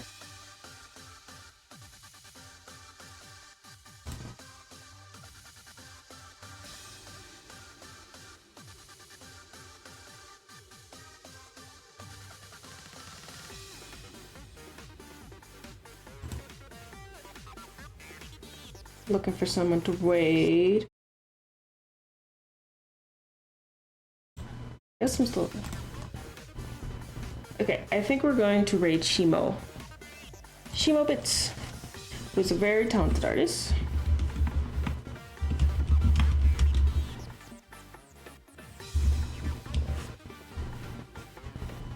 There we go. All right, so I'm gonna send you over to Shimo and be chill, be good, be nice. And the current plan is either tomorrow or Friday. We're going to continue with Thousands Inside Stowaway. So I'll hope you see you there for that. But otherwise, thank you all so much for coming. Hopefully I'll be streaming more regular now because my internet seems to be hopefully fixed for right now. Fingers crossed. But yeah, I will see you all some other time, hopefully some other time this week, either Thursday or Friday. Follow me on Twitter or join my Discord. Those are the best ways to keep updated when I stream, since I do not have a set schedule. And yeah, I will see you all some other time. Glad to be streaming again, and I will talk to you later. Okay, bye-bye.